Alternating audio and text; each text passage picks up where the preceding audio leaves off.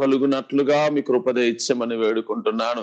ఈ దినాన నా తండ్రి మీకు స్తోత్రాలు చేయబడుతున్న ప్రతి విజ్ఞాపనం మీరు ఆలకించండి నాయన. మీ సముఖమును చేర్చుకునమని వేడుకుంటున్నానయ్యా. ఆమేన్ అనక మునిపే నా తండ్రి మీ బలమైన కార్యాలు జరుగునట్లుగా మీ కనికరము కలిగిన హస్తమును చాపమని వేడుకుంటున్నాను. ఆశించినట్లుగా ఈ దినాన మా మధ్యలోనికి రాబోతున్న మీ దాసులను మీరు అభిషేకించండి. కొలత లేని అభిషేకం చేత నింపండి అయ్యా. కొలత లేని ఆత్మ చేత నింపండి. మీ దాసుని నోట మీ మాటలు నుంచండి అయ్యా. మాకు ఈ కడవరి దినములలో కావలసిన ఉన్నతమైన ఉపదేశమును మీ దాసుని ముఖాంతరములో నుంచి మీరు బయలుపరచండి. విని విడిచిపెట్టే వారముగా కాకుండా అలవాటుగా ఆచారముగా నాయన పాలు పొంది వారముగా వినే వారముగా కాకుండానట్లుగా నా తండ్రి కడవరి దినాలలో భౌతిక సంబంధమైన అవసరతలు తీర్చే వర్తమానాలు ఆయా ఆశీర్వాచనములు కాదు, కానీ నాయన మీ ఎదుట మేము నిలబడగలిగిన యోగ్యతను సంపాదించుకొనగలిగే ఉన్నతమైన వాక్కును మాకు దయచేయమని వేడుకుంటున్నాను. మా ఆత్మ సంబంధమైన కొరతలు బలహీనతలు నాయన అయ్యా చేదైన ప్రతి అనుభవమును నాయన ఇదిగో ప్రభా మేము గుర్తించగలిగే మీ వాక్కు చేత ఈ దినాన మీరు మమ్మల్ని దర్శించండి. నిశ్చయముగా ఈ దినము నా తండ్రి నాకు కాదు అనే మనస్సు మొదటిగా నాలో నుంచి నాయన, రెండోదిగా ఈ మీట్లో పాలు పొందుతున్న ప్రతి వారిలో నుంచి తొలగించి నా తండ్రి అయ్యా ప్రతి మాటను నా తండ్రి హృదయమనే పలుక మీద భద్రపరుచుకొని ప్రభా వాక్యానుసారముగా జీవించడానికి అప్పగించుకునే మనసు కావాలి నాయన. సరి చేసుకునే మనసు కావాలి నాయన. అట్టి కృపచేత నింపమని వేడుకుంటూ ఇంకనూ రావాల్సిన ప్రియులందరినీ మీరు నడిపించండి. ఇదిగో ప్రత్యక్షంగా పరోక్షముగా ఈ మీటు నిమిత్తమై పరిచయ నిమిత్తమై చేతులెత్తుతున్న నాయన, విజ్ఞాపన చేస్తున్న కన్నీరు కారుస్తున్న ఇదిగో ప్రయాసపడుతున్న నా తండ్రి నా ఆత్మీయులందరి పక్షాన చేతులెత్తి ప్రార్థిస్తూ ఉండగా నిశ్చయముగా వారి ప్రయాసకు తగిన ప్రతిఫలమును మీరు అనుగ్రహించమని వేడుకుంటున్నాను. వారి ప్రయాసను నాయన మీ సముఖంలో జ్ఞాపకార్థముగా చేర్చుకునమని వేడుకుంటున్నాను. కృపతోడుగా ఉంచమని సమయమంతయు నాయన ముందున్న సమయమును ప్రాణాత్మ దేహాలు మీ కృపకు అప్పగిస్తూ యేసు నామములో ప్రార్థిస్తున్నాము తండ్రి. ఆమేన్. ఆమేన్. దేవుని పరిశుద్ధ నామమునకు మహిమ కలుగును గాక. ఈ సాయంకాల గూగుల్ మీట్ కి చేరువచ్చిన కూడి వచ్చిన నా ఆత్మీయులందరికీ ప్రభువును రక్షకుడునైన యేసుక్రీస్తుల వారి అతి శ్రేష్టమైన నామంలో వందనాలు తెలియజేస్తూ ఈ కామారెడ్డి గ్లోరియస్ పరిచర్యల తరపున మిమ్మల్ని ప్రేమతో ఆహ్వానిస్తూ ఉన్నాం. అందరికి వందనాలమ్మా. అనా ప్రైజ్ అందరికి మంచిది. ప్రైజ్ నాన్న మంచిది. ఒకటి రెండు పాటలు పాడుకుందాం, ఎందుకంటే మనకు సమయం తక్కువగా ఉంది. దైవజనులు మన మధ్యలోనికి వస్తున్నారు. గమనించండి, పల్లవి చరణం మాత్రమే. ఒకరు పాడినప్పుడు ఒకరు పల్లవి చరణం పాడండి. ఈ సాయంకాల సమయంన ముందుగా ప్రభు పేరిట గూగుల్ మీట్ లో జాయిన్ అయిన ప్రతి ఒక్క సహోదరులకు అలాగే అయ్యగారికి అమ్మగారికి నా వందనాలు, దేవునికి స్తోత్రములు. ఎందుకయ్యా యేసయ్యా ఎంత ప్రేమ నీకయ్యా, రక్తమిచ్చినావయ్యా ప్రాణమిచ్చినావయ్యా. ఎందుకయ్యా యేసయ్యా ఎంత ప్రేమ నీకయ్యా, రక్తమిచ్చినావయ్యా ప్రాణమిచ్చినావయ్యా. జాలిగా నన్నే చూసినావయ్యా, జాలిగా నన్నే చూసినావయ్యా. నా ప్రాణనాథుడా, నా ప్రాణేశ్వరుడా, నా ప్రాణములో ప్రాణమై ఉన్న నాథుడా. ఎందుకయ్యా యేసయ్యా ఎంత ప్రేమ నీకయ్యా, రక్తమిచ్చినవయ్యా ప్రాణమిచ్చినవయ్యా. ఏ మంచి లేకున్నా నన్ను ఎంచుకున్నావు, అర్హత లేకున్నా యోగినిగా ఎంచావు. ఏ మంచి లేకున్నా నన్ను ఎంచుకున్నావు, అర్హత లేకున్నా యోగినిగా ఎంచావు. నేను నిన్ను చూడకుండా నీవు నన్ను చూసావు, నేను నిన్ను చూడకున్నా నన్ను నీవు చూసావు. విడువక నాయడా కృప చూపినావు, విడువక నాయడా కృప చూపినావు. నా ప్రాణనా నాదుడా, నా ప్రాణేశ్వరుడా, నా ప్రాణములో ప్రాణమై ఉన్న నాదుడా, ఎందుకయ్యా యేసయ్యా ఎంత ప్రేమ నీకయ్యా, రక్తమిచ్చినవయ్యా, ప్రాణమిచ్చినవయ్యా. దేవునికి స్తోత్రములు. హల్లెలూయా. హల్లెలూయా. ఇంకొకరు పాడండి. హల్లెలూయా. రాజా నీ సన్నిధిలోనే ఉంటానయ్యా, మనసారా ఆరాధిస్తూ బ్రతికేస్తానయ్యా.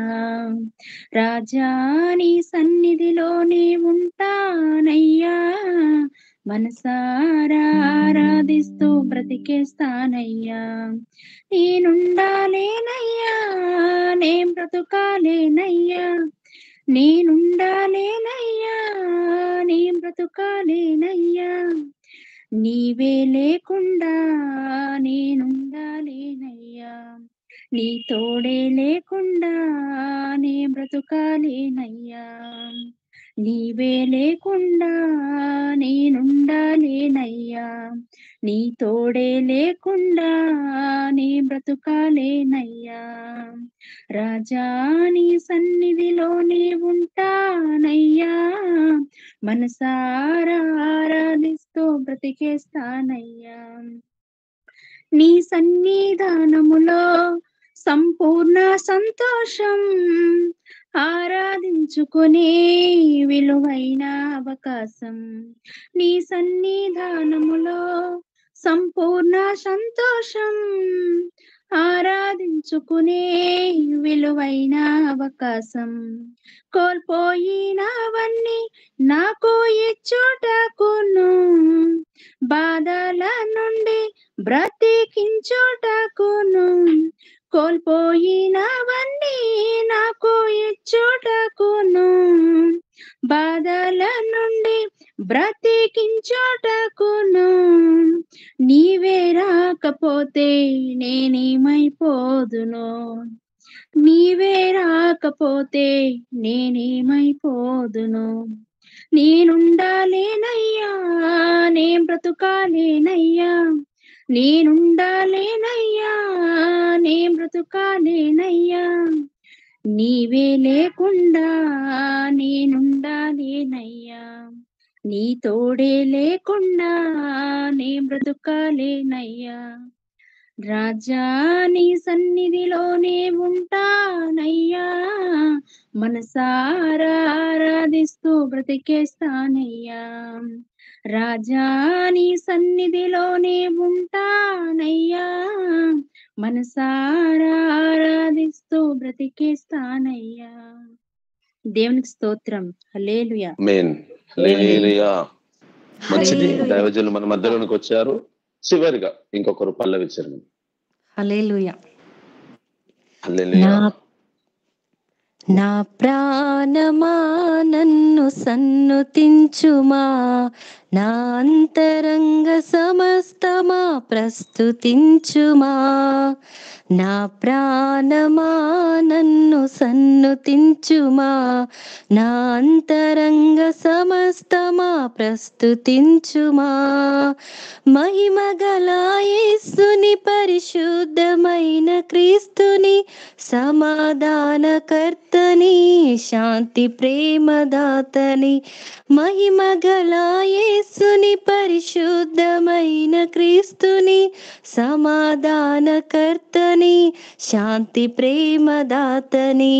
నా ప్రాణమా నన్ను సన్నుతించుమా, నా అంతరంగ సమస్తమా ప్రస్తుతించుమా. నా ప్రాణమా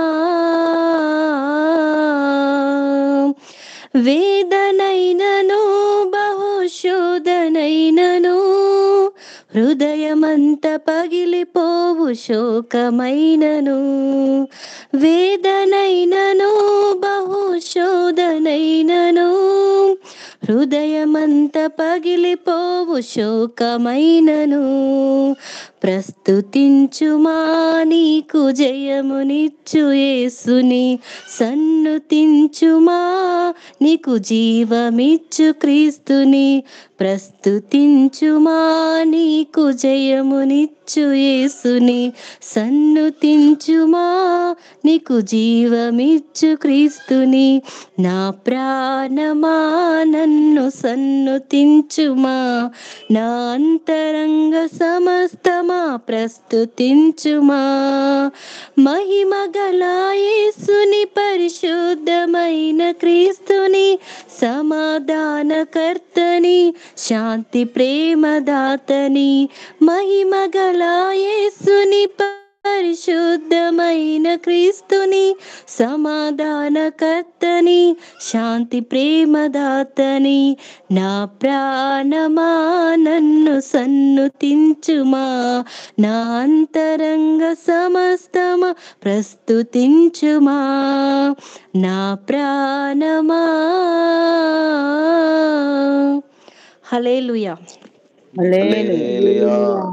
ఇంతవరకు పాడిన పాటలన్నింటిని బట్టి దేవుని నామం మహింపరచబడినట్లుగా పాడిన బిడ్డలందరినీ కూడా ప్రభు బలపరిచినట్లు అందరం కలిసి స్తోత్రాలు చేద్దాం. స్తోత్రం, స్తోత్రం, స్తోత్రం, స్తోత్రం, స్తోత్రం, స్తోత్రం, స్తోత్రం. ఆమేన్. మంచిది. మన మధ్యలోకి మనం ఆహ్వానించినట్లుగా దైవజనులు రత్నకుమారయ్య గారు మన మధ్యలో ఉన్నారు. వాక్య పరిచయకు ముందుగా ఒక మాట గమనించండి. ఎవరు మ్యూట్ ఆన్ చేయకండి, వీడియో ఆన్ చేయకండి. మీరు మ్యూట్ లో ఉండి వాక్యాన్ని వినండి. ఎందుకంటే మీరు అక్కడ మాట్లాడే మాటలు, మీ కదలికలు అన్ని వీడియోలో కనిపిస్తూ వినబడతా ఉంటాయి. వాక్యానికి అభ్యంతరకరముగా ఉండకుండా ఎవరైతే రెఫరెన్స్ చెప్పినప్పుడు వాక్యం చదివేవారు త్వరగా మీరు వాక్యాన్ని చదివి దైవ సేవకులకు అందించాలి. మిగతా వారందరూ ప్రార్థన పూర్వకంగా వాక్యాన్ని శ్రద్ధగా వినాలని మనవి చేస్తూ, వాక్యానికంటే ముందుగా ఒక చిన్న ప్రార్థన చేసుకుందాం. మన మధ్యలో దైవజనులు రాజేష్ బ్రదర్ ఉన్నారు. ఈ రాజేష్ బ్రదర్ గారు వాక్య పరిచయ కొరకు చిన్న ప్రార్థన చేసిన తదుపరి మన మధ్యలో దైవజనులు, ఆహ్వానించబడిన దైవజనులు వాక్య పరిచయ చేస్తారు. ప్రార్థన చేసుకుందాం. సర్వోన్నతుడా, మీకు వందనాలు చెల్లిస్తా ఉన్నాం ప్రభా. మరి ఈ సమయంలో వాక్య పరిచర్య ప్రారంభిస్తుండగా జ్ఞాపకం తెచ్చుకోండి ప్రభా. చేరవచ్చిన ప్రతి ఒక్కరిని బట్టి మిమ్మల్ని స్తుతిస్తా ఉంటున్నాం, మీ యొక్క నామమును మహింపరుస్తా ఉన్నాను దేవా. ఈ దినానికి మీరు సిద్ధపరిచిన రీతిగా ప్రభా స్తోత్రాలు. మీ యొక్క వాక్కులను మాకు వినిపింప చేయమని అడుగుచుంటున్నాం. ప్రతి ఒక్కరికి వినగలిగే చెవిని, గ్రహించగలిగే మనస్సును మీరు దయచేయమని అడుగుచుంటున్నాం ప్రభా. దేవా స్తోత్రాలు. ప్రార్థించిన మేరకు మీ సేవకులు మీరు నడిపించినందుకే మీకు వందనాలు. ఇది నాన్న తండ్రి స్తోత్రాలు. మీ వాక్కు ద్వారా ప్రతి ఒక్కరితో మీరు వినిపింప చేయమని అడుగుచుంటున్నాను. మీ వాక్కులు వెల్లడవుచుండగా ప్రతి ఒక్కరి జీవితాల్లో నూతన కార్యములు మీరు జరిగించమని అడుగుచుంటున్నాం. ప్రతి ఒక్కరికి వినగలిగే చెవిని, గ్రహించగలిగే మనస్సును దయచేయమని అడుగుచుంటున్నాను దేవా. మీకు వందనాలు చెల్లించుకుంటూ ప్రారంభం నుంచి ముగింపు వరకు ఎటువంటి నెట్వర్క్ ఇష్యూస్ లేకుండా మీరే సహాయం చేసి మీరే మహిమ తెచ్చుకోమని యేసుక్రీస్తు నామంలో ప్రార్థించడి వేడుకొని పొందింటున్నాం తండ్రి. ఆమేన్. ఆమేన్. ఆమేన్. థ్యాంక్ యూ పాస్టర్ గారు. ప్రార్థన చేసిన దైవజనులకు ప్రత్యేకమైన వందనాలు. మంచిది బిడ్లారా, అతి ప్రాముఖ్యమైన సమ్మేళనానికి వచ్చాం. మన మధ్యలో ఏపూరు ప్రాంతంలో హనుమాన్ జంక్షన్ కు సమీపంలో పరిచయం చేస్తున్న దైవజనులు రత్నకుమారయ్య గారిని ప్రేమతో గూగుల్ మీట్ కి ఆహ్వానిస్తున్నాం. పాస్టర్ గారు, అయ్య గారు ఉన్నారా?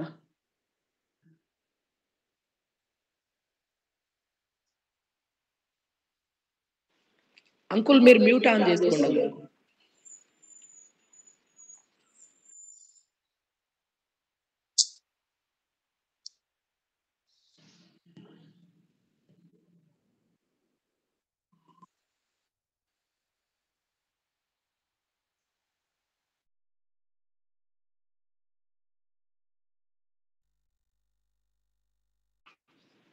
మ్యూట్ ఆన్ చేయండి అంకుల్, ఇంకా కాలేదు. పాస్టర్ గారు, రెడ్ బటన్ పక్కన వీడియో బటన్ ఉంటుంది, దాని పక్కన మైక్ సింబల్ ఉంటుంది. ఆ మైక్ సింబల్ మీద ఓకే అండి. వందనాలండి అయ్య గారు. ప్రైజ్ లార్డ్ అయ్య గారు. ఈ గూగుల్ మీట్ అయ్యా కనబడుతున్నారు అయ్య గారు. ఈ గూగుల్ మీట్ తరపున కామారెడ్డి గ్లోరియస్ పరిచయల తరపున మిమ్మల్ని ప్రేమపూర్వకంగా ఈ మీట్ లోకి ఆహ్వానిస్తున్నాం అయ్య గారు. ఇటు సమయాన్ని మీరు తీసుకోండి.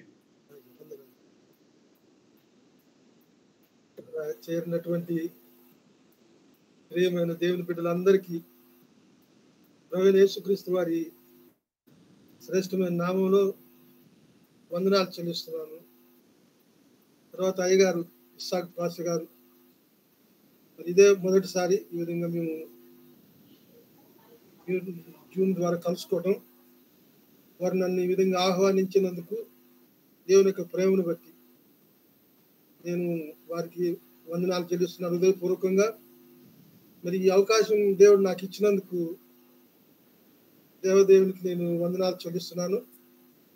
మరి ఎక్కువ మాట్లాడకుండా వాక్య పరిచర్యలోకి వెళ్ళిపోదాం.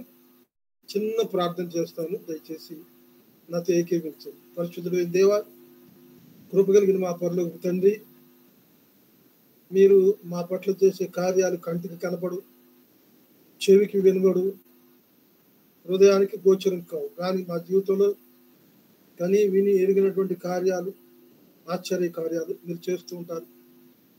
దేవుని ప్రేమించి వారికి అనగా ఆయన సంకల్పం చొప్పున పిలువబడిన వారందరికీ మేలు కలుగుటకై సమస్తమును సమకూడి జరుగుతున్నాయని ఈ వాక్యం చదువుకున్నాం. ప్రభువా, మా జీవితాల్లో జరిగే ప్రతి సందర్భం కూడా మా మేలు కొరకు, మా ఆశీర్వాదం కొరకు మీ చిత్తానుసారంగా జరిగిస్తున్నందుకు వందనాలు. ఈ సమయాన్ని మాకు ఆశీర్వాదకరంగా ఉంచండి, మీ నామనకు మహిమకరంగా ఉంచండి, శత్రువుకు సిగ్గుకరంగా ఉంచండి. అనవసరమైన మాటలు, వ్యర్థమైన మాటలు రాకుండా పరిశుద్ధాత్మ దేవ నడిపింపు దయచేయండి. మీ కృపా సింహాసనం నుండి కేవలం మీ మాటలు, దేవుని మహిమపరిచే మాటలు, దేవుని గురించిన మాటలు మాత్రమే రావడానికి కృప దయచేయండి. ఎందుకంటే మాట్లాడుతున్న మీ దాసుడు అయోగ్యుడు, అపాత్రుడు, అల్పుడు, జ్ఞాన తండ్రి బలహీనుడు. అందుకని మీ కృప మీద ఆధారపడి మాట్లాడుతుంటుండగా మీరు నడిపించమని నీ ప్రియ కుమారుడు మా ప్రభు మరి రక్షకుడైన యేసుక్రీస్తు వారి శ్రేష్టమైన నామములో స్తుతించి ప్రార్థించి వేడుకుంటున్నాం తండ్రి. ఆమేన్. వినబడుతుంది అయ్యారు? ఆమేన్. ఆమేన్. పాస్టర్ వినబడుతుంది. ఆమేన్. ఇద్దరు వ్యక్తుల గురించి నేను చెప్పదలుచుకున్నాను. ఇద్దరు వ్యక్తులు, ఒకవేళ ఆ ఇద్దరు వ్యక్తులు నా ముందు నిలబడ్డారు అనుకోండి, ఆ ఇద్దరు వ్యక్తులు నిలబడినప్పుడు ఒక్కొక్క వ్యక్తి మీద ఉండే అభిప్రాయం ఒక రకంగా ఉంటుంది, ఇంకొక వ్యక్తి మీద ఉండే అభిప్రాయం ఒక రకంగా ఉంటుంది. అంటే ఒక వ్యక్తి మీద అభిప్రాయం మంచి అభిప్రాయం ఉండొచ్చు, ఇంకొక వ్యక్తి మీద మంచి అభిప్రాయం కాకపోయినా సదభిప్రాయం ఉండకపోవచ్చు. అంటే మీకు అర్థం కావాలంటే ఇలా చెప్పచ్చు, ఈ వ్యక్తి చాలా మంచివాడు అన్నాను, వ్యక్తి గురించి చెప్పలేదు నేను అంటే ఆ వ్యక్తి చెడ్డవాడని అనుకోవచ్చు, మంచివాడు అనుకోవచ్చు. అయితే దేవుని దృష్టిలో ఇద్దరు వ్యక్తుల పట్ల దేవుడు చూపించే అభిప్రాయాలు ఇక్కడ బైబిల్ గ్రంథంలో చూస్తాం. ఒక వ్యక్తిని చూసి అంటాడు దేవుడు, నేను చెప్పాను చూసావు, నీతో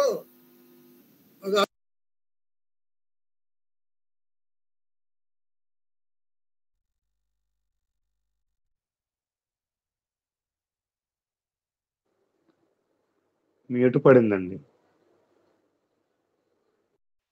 పాస్టర్ గారు మ్యూట్ ఆన్ చేయండి, మళ్ళీ మ్యూట్ లో పడింది.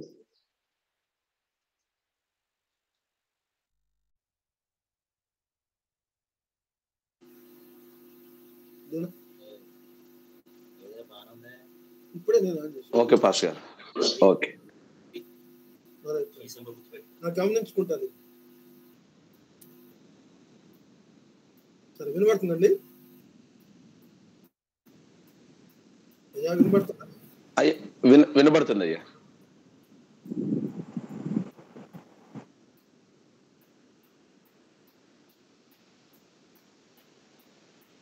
ఒకటవ సమూయేలు గ్రంథం 8వ అధ్యాయం, దయచేసి బైబిల్ తెచ్చుకున్నారు చూడండి. 1వ సమూయేలు గ్రంథం 8వ అధ్యాయం. ఇప్పుడు నా మాటలు వినబడినప్పుడు కొంచెం నాకు చెప్పండి బాబు, ఎందుకంటే ఈ వరవడిలో ఉంటా కనుక గమనించుకోకుండా ఉండొచ్చు బహుశా. 1వ సమూయేలు గ్రంథం 8వ అధ్యాయం. అక్కడ మొదలు ఏమని రాయబడిందంటే, ఇశ్రాయేలీలు సమూయేలు నేర్పించారు. సమూయేలు వృద్ధుడైనప్పుడు సమూయేలు దేవుని ప్రవక్త అయినటువంటి సమూయేలు దగ్గరికి ఇశ్రాయేలీలు వచ్చారు. వాళ్ళు అక్కడికి వచ్చినప్పుడు సమూయేలు పరిస్థితి ఏంటంటే, అతడు వృద్ధుడు అని అక్కడ మనకు అర్థమవుతుంది, అంటే ముసలివాడు అని.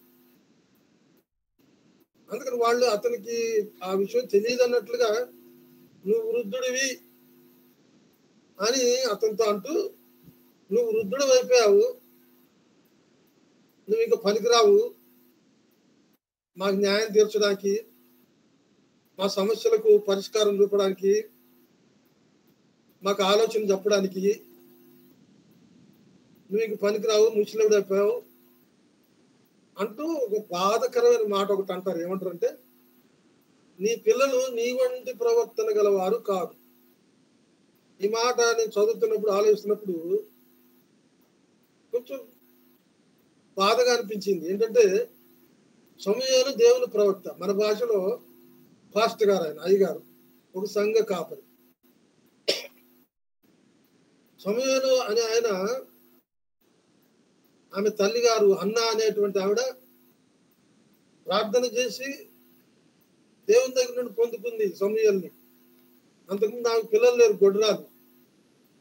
అయితే మందిరంలోకి వచ్చి దేవాలయంలో కన్నీటి పర్యంతం అయిపోయి హృదయాన్ని దేవుని సన్నిధిలో కుమ్మరించి, అక్కడ ఉన్నటువంటి ఏలి అనేటువంటి అయ్యగారు, పాస్టర్ గారు అపార్థం చేసుకునేలాంటి స్థితిలో, ఆమె కృంగిపోయిన రీతిలో దేవునికి ప్రార్థన చేస్తుంటే ఆయన గారు అపార్థం చేసుకున్నాడు. నువ్వు మద్యం పుచ్చుకున్నావు, మత్తురాలో విన్నావు, దేవుని సన్నిధిలో అలా ఉండకూడదు, నువ్వు చేసింది చాలా తప్పు, ఎందుకు అలా చేశావు నువ్వు అని గద్దింపు అడుగుతుంటే ఆమె అంటది, అయ్యా నేను అలాంటిది మద్యం అట్లాంటి పుచ్చుకోలేదు, నా హృదయాన్ని దేవుని సన్నిధిలో కుమ్మరించాను, నేను దేవుని వేడుకుంటున్నాను, ఎందుకంటే నాకు పిల్లలు లేరు, నేను గొడ్రాలుగా ఉంటున్నందువల్ల సమాజంలో నాకు మంచి స్థితి లేదు, స్థానం లేదు, అవమానకరమైన జీవితాన్ని జీవిస్తున్నాను, అందుకని దేవుని వేడుకుంటున్నా. ఏమని వేడుకున్నా అంటే, నాకు ఒక్క మగబిడ్డని కానీ దయచేసావంటే ఆ బిడ్డని తీసుకొచ్చి నీకు సమర్పించేస్తా, నీ మందిరంలోనే ఉంటాడు, నీకు అప్పు చెప్పేస్తా, నీకు సమర్పించేస్తా, I will dedicate him to you, నీకు అర్పించేస్తాను అని దేవుని దగ్గర ప్రమాణం చేసుకుంది, ఒట్టు పెట్టుకుంది. అప్పుడు అక్కడ ఉన్నటువంటి ఏలి అయ్యగారు అంటాడు, అమ్మా ఈ ప్రార్థనకు దేవుడు తప్పకుండా జవాబిస్తాడు, నీకు వచ్చే ఈ రోజుకి నీకు మగబిడ్డ ఉంటాడు అని చెప్పి ఆయన ఆశీర్వదించి ఆమెను పంపగానే ఆమె విశ్వాసం ప్రకారం దేవుడు ఆమె మొరను ఆలకించాడు. ఎందుకంటే ఆమె చేసిన మొర ఆయన చిత్తానుసారంగా ఉంది, అంటే ఆయనకు అనుకూలంగా ఉంది, ఆయనకు అంగీకారంగా ఉంది. చాలాసార్లు మనం ప్రార్థన చేస్తూ ఉంటాం, ప్రార్థనకి జవాబు వచ్చేటువంటి స్థితి మనకు తక్కువ, చాలా తక్కువ. చాలా ప్రార్థన, నా మటుకు నేను చాలా ప్రార్థనలు చేశాను, ఆ ప్రార్థనలన్నిటికీ జవాబు రాలేదు, కొన్నిటికి మటుకు రూఢిగా వచ్చింది, ఆశ్చర్యకరమైన రీతిలో, మరి పులకించే రీతిలో, దేవుని పట్ల విశ్వాసము, కృతజ్ఞత అంతకంతకు అధికమైన రీతిలో దేవుని దగ్గర నుంచి జవాబులు పొందాను. దావీదు మహారాజు 65వ కీర్తన 2వ వచనంలో ఇలా అంటున్నాడు, ఏమని? ప్రార్థన ఆలకించువాడా అంటున్నాడు. అంటే out of his own experience, తను అనుభవించాడు దేవుడు ప్రార్థన ఆలకిస్తాడు అని. అందుకని పర్సనల్ ఎక్స్పీరియన్స్ కనుక తను అనగలుగుతున్నాడు ప్రార్థన ఆలకించువాడు అని. ఈరోజు ఎంతమంది దేవుని బిడ్డలు ఆ మాట అనగలరు, సంఘంలో సాక్ష్యం చెప్పగలరు, దేవుడిని నేను ఫలాంది కావాలని అడిగాను, దేవుడు నాకు ఇచ్చాడు అని సజీవ సాక్ష్యంగా చెప్పగలిగినటువంటి స్థితి ఎంతో ఆశీర్వాదకరమైనటువంటిది. దేవుడు మనం అడగకుండా కూడా ఇస్తాడంట, రాయబడిన మాట, వారు వేడుకొనక మునిపే ఉత్తరం ఇస్తానని వాక్యం ఉంది. అంటే మనం అడగకుండా కూడా ఇవ్వగలరు. మనకి ఇప్పుడు బిడ్డలు చూడండి, తల్లిదండ్రులు అన్నం తింటావా, లేకపోతే డ్రెస్ కావాలా, లేకపోతే అని అడగరు కదా. పిల్లలకి ఏం కావాలో వాళ్ళు అబ్జర్వ్ చేస్తూ ఉంటారు, పిల్లలకి అవసరమైనప్పుడు ఆ సందర్భాన్ని బట్టి వాళ్ళకి కావాల్సిన ఇస్తారు. 128వ దావీదు కీర్తన కూడా అదే ఉంది, తన ప్రియులు నిద్రించుచుండగా ఆయన వారికి ఇచ్చుచూ ఉన్నాడు. నువ్వు పిల్లలు ఏం చేయగల, గమ్మ నిద్రపోతారు, బాబులే తిను అన్నం తిను పడుకో, బాబులే అన్నం తిను అంటే దేవుని బిడ్డల పట్ల దేవునికి ఉన్నటువంటి వాత్సల్యం అలాంటిది. ఈమె గారు అన్న చేసిన ప్రార్థన మరి దేవునికి అనుకూలమైంది కనుక ఆమె అడిగినట్టు, అంటే ఆ విధంగా దేవుడు మన ప్రార్థన లాంటి విధంగా చేసుకోండి. మత్తయి సువార్త 6వ అధ్యాయంలో అయితే అంటాడు, మీరు విస్తారమైన మాటలు మాట్లాడటం వలన వారి ప్రార్థన ఆలకించునని వాళ్ళు అపోహపడుతున్నారు, కానీ వాళ్ళ ప్రార్థన దేవుడికి ఆలకించుడు. ప్రసంగిలు అంటాడు, నువ్వు భూమి మీద ఉన్నావు కనుక నీ మాటలు తక్కువగా ఉండాలి, ఎక్కువగా ఉండకూడదు ప్రార్థన. యాకోబు అంటాడు 5వ అధ్యాయంలో యాకోబు పత్రికలో, ఏలియా మన వంటి స్వభావం గల మనుషుడే, ఆయనను వర్షింపకున్నట్లు ఆసక్తిగా ప్రార్థన చేయగా 3.5 సంవత్సరాలు వర్షం కురలేదట. అంటే ఆయన చేసినటువంటి ప్రార్థన తన కోసం కాదు, ఎవరి కోసం చేశాడు, దేవుని యొక్క మరి చిత్తం అక్కడ నెరవేరడానికి. ఆయన ప్రార్థన దేవునికి అనుకూలంగా ఉంది. నన్ను అడిగితే వాళ్ళెవరి కోసం వాళ్ళ మీద పగ తీర్చుకోవడానికి ఏలియా ప్రార్థన చేసినట్టుంది ఆ ప్రార్థన. అయితే దేవుని దృష్టిలో ఆ ప్రార్థన అలా అనిపించలే. మానవులకి ఏదైనా ఒక శిక్షణ ఇవ్వాలి, లేకపోతే ఏదైనా ఒక మరి జ్ఞానోదయం కలిగించాలి, లేకపోతే వాళ్ళ తప్పును తెలుసుకొని వాళ్ళు సరైన క్రమశిక్షణలో నడిపించాలి ఒక శిక్ష ద్వారా. అందుకని ఏలియా ప్రార్థన చేశాడు. లేకపోతే వాళ్ళు దేవుని మాట వినరు. కొన్నిసార్లు దేవుని మాట మనం వినకపోతే, దేవుని చిత్తానుసారంగా మనం జీవించకపోతే తండ్రి కుమారుని శిక్షించినట్లుగా తను ప్రేమించిన వాళ్ళని దేవుడు శిక్షిస్తూ ఉంటాడు. ఒకవేళ అన్నాకి అదే సమస్య వచ్చి ఉండొచ్చు. ఒకవేళ ఆమెకి ఆ యొక్క సమస్య పెట్టకుండా ఉన్నట్టయితే ఆమె అంతగా దేవుని సన్నిధిలోకి వచ్చి ప్రార్థన చేసి ఉండేది కాదేమో. కొన్నిసార్లు దేవుని యొక్క బిడ్డలకి జీవితంలో సమస్యలు వస్తూ ఉంటాయి. అది దేవుని యొక్క ప్లాన్. అది ఎప్పుడైతే ఆ సమస్యలు వస్తాయో దేవుని సన్నిధిలోకి పోయి మనం తనకు మొరపెట్టు వారందరికీ, తనకు నిజముగా మొరపెట్టు వారందరికీ యెహోవా సమీపముగా, అంటే మన మొర అనేది నిజంగా ఉండాలి. అప్పుడు దేవుడు తప్పనిసరిగా ఆలకించేలా ఉంటుంది. చదువు పాఠంలో పెద్దలు అన్న ఆ విధంగా కనింది సమూయేలుని. దేవుడి దగ్గర ఏ ప్రమాణం అయితే చేసిందో ఆ ప్రమాణం ప్రకారం బిడ్డని పాలు ఇచ్చిన తర్వాత తీసుకొచ్చి దేవుని సన్నిధిలో, దేవుని ఆలయంలో వదిలిపెట్టేసింది. చిన్న పిల్లవాడు, పాలు విడిచిన పిల్లాడికి వయసు ఎంత ఉంటుందండి? సంవత్సరం అనుకోవచ్చు, లేకపోతే 2 సంవత్సరాలు 3 సంవత్సరాలు వరకు, అంత ఎక్కువ ఉండదు. అంత పసి వయసులో దేవునికి అర్పించేసింది. ఈనాడు తల్లిదండ్రులు ఎంతో మంది కడుపులో బిడ్డ పడంగానే ఏమనుకుంటారు, దేవుడికి అర్పిద్దాం, లేకపోతే ఆమె గర్భం కావడానికి ముందు ఆ తల్లి గారికి ప్రార్థన జీవితం ఉందో లేదో, భార్య భక్తులకి వాళ్ళ భక్తి జీవితమే కాదో, కడుపులో కన్సీవ్ అయిందండి వాళ్ళు ఏంటి బిడ్డకు పుట్టంగానే ఏం పేరు పెడదామా, ఏం చదివిద్దామా, బిడ్డలు డాక్టర్ చదివిద్దాం, లేకపోతే యాక్టర్ని చేద్దాం, ఇలా ఎర్త్లీ ప్లాన్స్ ఉంటాయి వాళ్ళకి, వరల్డ్ ప్లాన్స్ ఉంటాయి, డివైన్ ప్లాన్స్ కాదు. Not according to the will of God. దేవుని చిత్త ప్రకారం ఆ బిడ్డ గురించి వాళ్ళు ఆలోచించారు. లోక సంబంధమైన ఆశీర్వాదం, నా బిడ్డ పెద్ద చదువు చదవాలా, పెద్ద డాక్టర్ అవ్వాలా, ఇంజనీర్ చదవాలా, సాఫ్ట్వేర్ హార్డ్వేర్ చదవాలా, స్టేట్స్ వెళ్ళిపోవాలా, బాగా సంపాదించాలి అన్నట్టుగా తల్లిదండ్రుల ఆశలు ఉంటాయి. అన్న యొక్క సమర్పణ పూర్తిగా భిన్నమైనటువంటి తల్లిదండ్రులు కానీ బిడ్డలు కానీ తల్లిదండ్రులు తమ బిడ్డలు మొట్టమొదటి దేవుని క్రమంలో పెంచాలి. సామెతలు అదే అంటాడు కదా, బాలుడు నడవలసిన త్రోవను వానికి నేర్పుము, వాడు పెద్దవాడైనను దాని నుండి తొలగిపోడు. Teach the way that the boy should walk. When he grows old, he will not go away from the way. దారి తొలగిపోడు. కనుక అన్న ఆ విధంగా సమూయేలుని చిన్నపిల్లాడప్పుడు దేవుని సన్నిధిలో సమర్పించింది. పెరిగి పెరిగి పెద్దవాడు అయ్యాడు. ఇంకొక అద్భుతమైన విషయం ఏంటంటే, బాలుడుగా ఉండంగానే మంచి అనుభవశాలి, మరి బోధింప సామర్థ్యం కలిగినటువంటి పెద్దవాడు అయినటువంటి ఏలీని కూడా పక్కకు నెట్టేసి సమూయేలుతో మాట్లాడాడు దేవుడు. తన ప్రజలైన ఇశ్రాయేలు గురించి, తను చేయబోయేటువంటి మరి తీర్పు గురించి, పసిపిల్లడైనటువంటి దేవుని పిలుపు ఎలా ఉంటుందో, దేవుడు ఎలా మాట్లాడతాడో, ఆ స్వరం ఎలా ఉంటుందో అని అవగాహన లేని స్థితిలో ఉండగానే సమూయేలుతో దేవుడు మాట్లాడు. సమూయేలు అని పేరు పెట్టి పిలిచాడు. అంత గొప్పవాడు సమూయేలు. పెరిగి పెద్దవాడయ్యాడు. దేవుని ప్రజలైన ఇశ్రాయేలుకు దేవునికి మధ్యవర్తి, అతను ప్రవక్త, దేవుని దూత అని అర్థం ప్రవక్త అంటే. అంత పెద్దవాడు అయిపోయిన తర్వాత వాళ్ళ పిల్లలు ఎంత ఇదిగా ఉండాలి.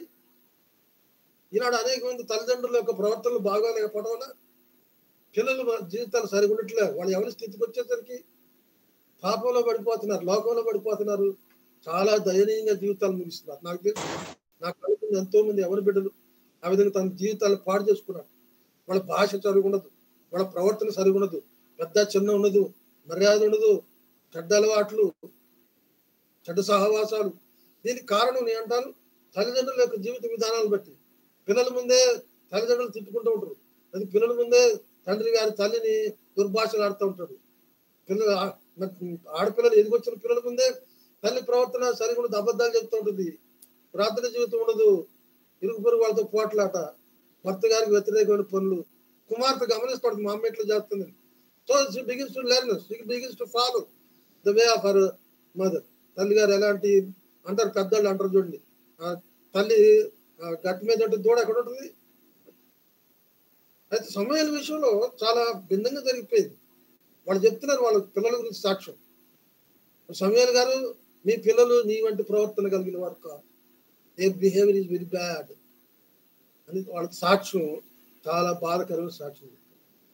సరే అక్కడక్కడ సరి చేసుకోవచ్చు. సమయాలు గారు, మీ పిల్లలకి చెప్పండి, కొద్దిగా సరి చేద్దాం రండి అని చెప్పి వాళ్ళతో ప్రేమతో సరి చేసుకోక వాళ్ళకి వినకపోతే అప్పుడు చెప్పచ్చు. కానీ వీళ్ళు అడిగినటువంటి రిక్వెస్ట్ ఉంది చూసారు, దేవునికి ఇష్టం లేనిది సమయానికి ఇష్టం లేదు. వాళ్ళు అంటారు, సకల జనుల మర్యాద చొప్పున మాకు రాజు కావాలి అని అడిగారు. రాజు కావాలంట వాళ్ళకి, వాళ్ళని పరిపాలించడానికి రాజు కావాలి మాకు అన్నట్టయితే ఒక రకంగా ఉండేది. మీకు ఎందుకు రాజు కావాలి అని అడిగితే వాళ్ళు అనే మాట ఏంటంటే సకల జనుల మర్యాద చొప్పున. అంటే అందరికి రాజులు ఉన్నారు, మాకు కూడా రాజు కావాలని వాళ్ళన్న మాట కాదు, సకల జనుల మర్యాద చొప్పున. ఈ మాట సమయానికి బాధ అనిపించింది.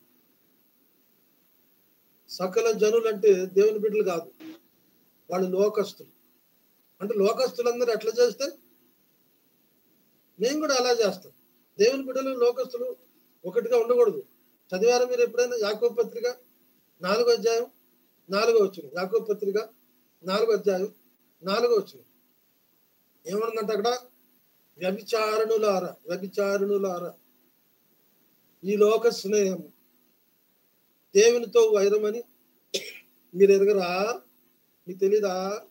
కాబట్టి ఆ బిగినింగ్ చూడండి, మాట ఏమన్నా అడ్రస్సింగ్, వ్యభిచారుణులారా అంటే ఆడవాళ్ళు, వ్యభిచారుణులారా.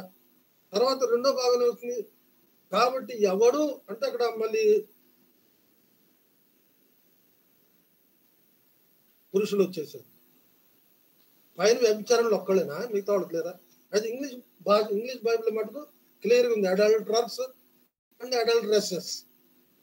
అంటే వ్యభిచారం చేసే పురుషులారా, వ్యభిచారం చేసే స్త్రీలారా, ఈ లోక స్నేహము దేవునితో వైరమని మీరు ఎరుగరా? ఎవరైతే ఈ లోకం ప్రకారం పోతారో, ఈ లోకస్తులతో ఎవరైతే సహవాసం చేస్తారో అది దేవునికి విరోధం, అది దేవుడు ఒప్పుకోవడం, అనేది శత్రుత్వం అంటారు.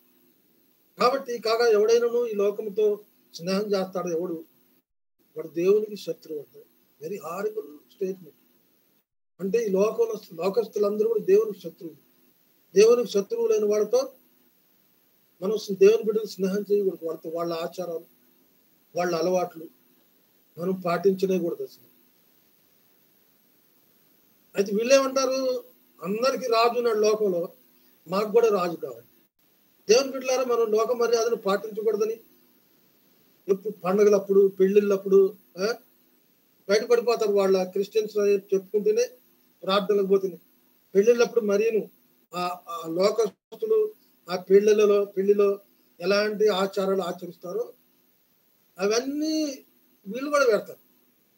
ఉదాహరణకి మనలో మాట, తాళిబొట్టు కట్టుకోవచ్చా? తాళిబొట్టు క్రిస్టియన్ మ్యారేజ్ లో తాళిబొట్టు కట్టుకోకూడదండి. అంటూ హిందువులు ఎట్లంటే భర్త ఉన్న స్త్రీకి తాళిబొట్టు కావాలి, తాళిబొట్టు లేదంటే ఆమె విధవరాలని. అయితే క్రైస్తవులకు వచ్చేసరికి తాళిబొట్టు లేకపోతే ఆమె విధవరాలని కాదు, ఈమె క్రైస్తవురాలని గుర్తుపడ్డాను. కానీ క్రైస్తవులు తాళిబొట్టు పెట్టకూడదు, బైబిల్లో లేదు. చాలా మంది పాస్టర్లు నాతో వాదించారు, అది కట్టాల్సిందే, తప్పకుండా కట్టాలి. నాతో వాళ్ళు ఒప్పుకోరు, వీళ్ళు ఒప్పుకోరు. నా భార్యను పెళ్లి చేసుకుని నేను కట్టలే అసలు. మందిరంలో మా అత్తగారు ఊరు వచ్చేసరికి వాళ్ళ ఊళ్ళో అందరూ అపార్థం చేసుకున్నారు. అంటే పెళ్లి కాకుండా ఇంకో రకంగా తీసుకొచ్చాడు అన్నట్టు, ఎలోప్మెంట్. మా అత్తగారు చెప్పింది, అయ్యా ఇట్లా అవమానకరంగా ఉంది అని చెప్పి వాళ్ళ ఇంట్లో ఏదో బంగారు పెళ్ళి ఉంటే దాన్ని తీసుకొచ్చి కట్టేది, గదిలో కట్టించారు. తర్వాత తీసేసాం అనుకోండి, అది లోక అనుభవం. పెళ్ళిళ్ళప్పుడు బయట పడతారు వీళ్ళు. దేవుడు ఒప్పుకోడు. బొట్టు ఓ పాస్టర్ గారు అంటే అన్నాడు. ఏమన్నారంటే చాలా మంచి పెద్ద ప్రసిద్ధి పాస్టర్ గారు. అంటే పాస్టర్ గారు విమర్శించట్లేదండి, వాక్యానికి విరుద్ధంగా ఎవరు మాట్లాడి ఎవరు చేసినా ఖండించమని పరిశుద్ధైన పౌలు గారు చెప్పారు. బుద్ధి చెప్పని చెప్పాడు. వాక్యాన్ని దేవుని వాక్యం చెప్తుంది. కాగా ఎవడు ఈ లోకంతో స్నేహం చేస్తాడు వాడు దేవునికి శత్రువు అని. ఆ పాస్టర్ గారు అంటారు, బొట్టు పెట్టద్దని బైబిల్ ఎక్కడ ఉందా? ఇక్కడ విషయం, నువ్వు క్రైస్తవురాలువా లేదా హిందువు తెలవాలంటే బొట్టు తెస్తుంది. నువ్వు బొట్టు పెట్టుకుంటే హిందువువి, దేవుని బిడ్డవు కాదు. ఏమైనా ఫంక్షన్ అవి పెట్టినప్పుడు వీళ్ళు తప్పనిసరిగా బొట్టు పెడతారు. ఎందుకు బొట్టు పెట్టకపోతే అపార్థం చేసుకుంటారు.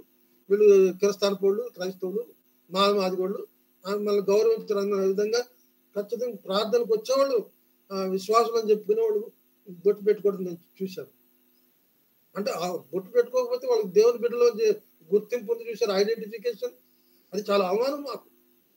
అదే సమయంలో ప్రార్థన వాళ్ళు ఎవరు వస్తారు, వాళ్ళని చూసి ముఖం దాటేస్తారు. ఎందుకంటే వాళ్ళకి వందనాలు చెప్తే వీళ్ళు ఒకటి అని జనాల్లో మళ్ళీ పలసినప్పుడు దేవుని బిడ్డలు చూసినప్పుడు అంతవరకు దేవుని బిడ్డలు అని చెప్పుకున్న వీళ్ళు దేవుని బిడ్డల మీద ఎక్కడ గుర్తిస్తారో మమ్మల్ని, లేకపోతే ఎవరు క్రైస్తవులను గుర్తిస్తారో మమ్మల్ని అని గుర్తు తెలియకుండా ఉండేటువంటి అపియరెన్స్ వేష భాషలు ఇచ్చారు. అంటే వాళ్ళందరూ ఎట్లా చేస్తే మేము కూడా అట్లా నలుగురితో అది అంటారు చూడండి. ఇప్పుడు మాట గుర్తు చేస్తాం మీకు. రోమిలకు రాసిన పత్రిక 12వ అధ్యాయం 2వ వచనం చూడండి. వచ్చింది రోమిలకు రాసిన పత్రిక 12వ అధ్యాయం 2వ వచనం అంటాడు, క్లియర్గా ఉంది అక్కడ. మీరు ఈ లోక మర్యాదను అనుసరింప తర్వాత కంటిన్యూషన్ చూసుకుంది కానీ స్ట్రైట్ ఫార్వర్డ్ ఉంది క్లియర్గా. మీరు ఈ లోక మర్యాదను, however great the custom is, however important the tradition is, don't care, don't be concerned of it. పట్టించుకోబాకండి, మేము దేవుని బిడ్డలవి అని మీరు బాహాటంగా రుజువు చేసుకోవాలి. బైబిల్ గ్రంథంలో చాలా మంది యవన బిడ్డలు దేవుని కొరకు పౌరుషంగా నిలబడి దేవుని రుజువు చేసి పలానోడు దేవుడే దేవుడు, ఏలియా దేవుడే దేవుడు, దానియేలు దేవుడే దేవుడు, షడ్రకు మెషకు అబేద్నెగో దేవుడే దేవుడు. దేవుడు మనల్ని లోకంలో ఎందుకు పుట్టిందని పెట్టాడంటే ఆయన ఎవరో మన ద్వారా తెలుసుకోవాలి. హిందువులు బైబిల్ చదవరు, బైబిల్ మన జీవితాలు చదువుతారు, మన ప్రవర్తన, మన మాటలు. ఓహో బైబిల్లో ఈ విధంగా ఉంది కాబట్టి అబద్ధాలు ఆడరా, ఓహో క్రైస్తవులు బైబిల్లో ఉంది కాబట్టి అబద్ధాలు ఆడతారు. కనుక మన జీవితాలను చదువుతారు, వాళ్ళు బైబిల్ చదవరు. మన దేవుని బిడ్డలు అనేది అంటాడు కదా 5వ అధ్యాయం మత్తయి సువార్తలో, మనుషులు మీ సత్క్రియలను చూచి పరలోకమందున్న మీ తండ్రిని మహిమపరచునట్లు వారి ఎదుట మీ వెలుగు ప్రకాశింపను. మన నీతి క్రియలు, మన ప్రార్థన జీవితం, మన భక్తి జీవితం. గుడికొచ్చేటప్పుడు కొంతమంది బైబిల్ తీసుకురావడానికి చుట్టుపడతాం. ఎందుకంటే దారిమటి చూసిన వాళ్ళు మీ గుడికి పోతుందని పక్క నవ్వుతారు, చెందుతాను. అమ్మ ప్రార్థనకు రా అని అడగడానికి నేను అడుగుతా ఒక ఆవిడ మా సంఘంలో, పలానా ఆవిడని పిలిచామంటే నాకెందుకు అయ్యారు మళ్ళీ వాళ్ళు ఏమని అనుకుంటారు, వాళ్ళు గమ్మున వచ్చేస్తాను నేను అంటే పలానా ఎందుకు రాలేదంటే ఇవి చేస్తుంది, పచ్చడి ఊరుకుంటుంది, బట్టలు ఉతుకుంటుందని. నేను అడుగుతా అమ్మ ఆరాధన పెట్టుకుని అంటే ఆవిడ గారు ఇవి కాదు అసలు ఎందుకు చెప్పావు అవి గారు కానీ అందుకని అనమాట ఈ భయపడి ఇక పిలవదు అసలు. మరి యేసుప్రభు నీ కొరకు నా కొరకు అన్ని బాధలు పడి ఆయన మొక్క మీద ఉమ్మేశారట, ఆయన గడ్డం పెరిగి వేసి మొక్క మీద పిడుగుంతులు గుద్దారట, నీ కొట్టిన వాళ్ళు ఎవరు చెప్పుకో ప్రవచనం చేయని గేలు చేశారంట. ఆయన వీపు నిండా కొరడా దెబ్బలే, కొట్టు వారికి నా వీపు అప్పు చెప్తున్నాను రాయబడింది. మరి నీ కోసం ప్రభు అన్ని శ్రమలు పడినప్పుడు ప్రభు కోసం ఒక మాట పడినప్పుడు ఆయన ఎంత సహించుకున్నాడు. తండ్రి వీరేమి చేస్తున్నారో వీరు ఎరుగరు గనుక వీరిని క్షమించమని చెప్పినటువంటి కరుణామయుడు మన ప్రభు, దయామయుడు, దీర్ఘశాంతం కలిగిన ఆత్మఫలం ఏమనగా గలతీయులకు రాసిన పత్రిక 5వ అధ్యాయం 22వ వచనం, ఆత్మఫలం ఏమనగా ప్రేమ, సంతోషం, సమాధానం, దీర్ఘశాంతం, సాత్వికం, ఆశానిగ్రహం. ఇవన్నీ దేవుని ఆత్మ కలిగిన వాడికి ఉండే లక్షణాలు పులికి పుచ్చుకొని వస్తాయి. ఒక వ్యక్తి ఎప్పుడైతే ప్రభువుని అంగీకరించాడో, కాగా ఎవడైనా క్రీస్తునందున ఎడల వాడి నూతన సృష్టి, పాతవి గతించెను, ఇదిగో కొత్తవి.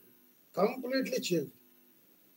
ఇదివరకటి మాటలు లేవు, ఇదివరకటి చూపులు లేవు, ఇదివరకటి ఆలోచనలు లేవు, ఇదివరకటి ప్రవర్తన లేదు, మారిపోయింది. సమస్తము కొత్తవాయి. కనుక వీళ్ళు అంటారు మాకు లోకలందరికీ రాజు ఉన్నాడు, మాకు కూడా లోకలో ఉంటే మీకెందుకు, మీకు రాజు లేడా? ఇశ్రాయేలీలను ఐగుప్తీయులు 200 సంవత్సరాలు బానిసలుగా చేసుకొని బాధలు పెట్టారు. తిననివ్వలేదు, నిద్రపోనివ్వలేదు, కూర్చొనివ్వలేదు. చాలా బాధలు, 1 రోజు కాదు, 2 రోజులు కాదు, 200 సంవత్సరాలు. దేవుడికి మొరపెట్టి అప్పుడు మోషేని పంపించి తన మహత్కార్యాలు, సూచక్రియలు, అద్భుతాలు చేసి ఐగుప్తు దేశాన్ని అతలాకుతలం చేసి చివరాఖరికి తొలిచూలు మగపిల్లలు కూడా చంపేశాడు తన బిడ్డల కోసం. తన బిడ్డల జోలికి వస్తే ఆయన చాలా కోపం. మిమ్మల్ని ముట్టువాడు నా కనుగుట్టును ముట్టువంతో సమానుడు, మీకు విరోధముగా రూపొందింపబడిన ఏ ఆయుధం కూడా వర్దలదు అని చెప్పిన దేవుడు. మన దేవుడు గొప్పవాడు, సార్వభౌముడు, సర్వలోక చక్రవర్తి, సర్వలోక సృష్టికర్త, భూమి ఆకాశములను సృష్టించిన వాడు, సూర్యచంద్ర నక్షత్రాలను కలుగజేసిన వాడు. చెప్పుకుంటూ పోతే సాయంత్రం దాకా చెప్పండి. అంత గొప్ప దేవుడు. ఐగుప్తు యొక్క ఆ కబంధ హస్తాల నుంచి, బానిసత్వం నుంచి తన బాహుబలం చేత వాళ్ళని విడిపించి ఐగుప్తు దేశంలో మరి అరణ్యంలో నుంచి 40 సంవత్సరాలు వాడిని తల్లి బిడ్డను కాపాడినట్టుగా, గద్ద తన పిల్లల్ని రెక్కల మీద మోసినట్లుగా వాళ్ళని కాచి కాపాడు. వాళ్ళకి ఆకలంటే దేవదూతలు తినే ఆహారం ఆకాశం నుంచి కురిపించాడు. నీళ్ళంటే బండను చీల్చి మరి నీళ్ళు ఇచ్చాడు. మాంసం కావాలన్నారు ఒకసారి, ఇంక అంతే కదా, మనకి అదే జాడ్యం.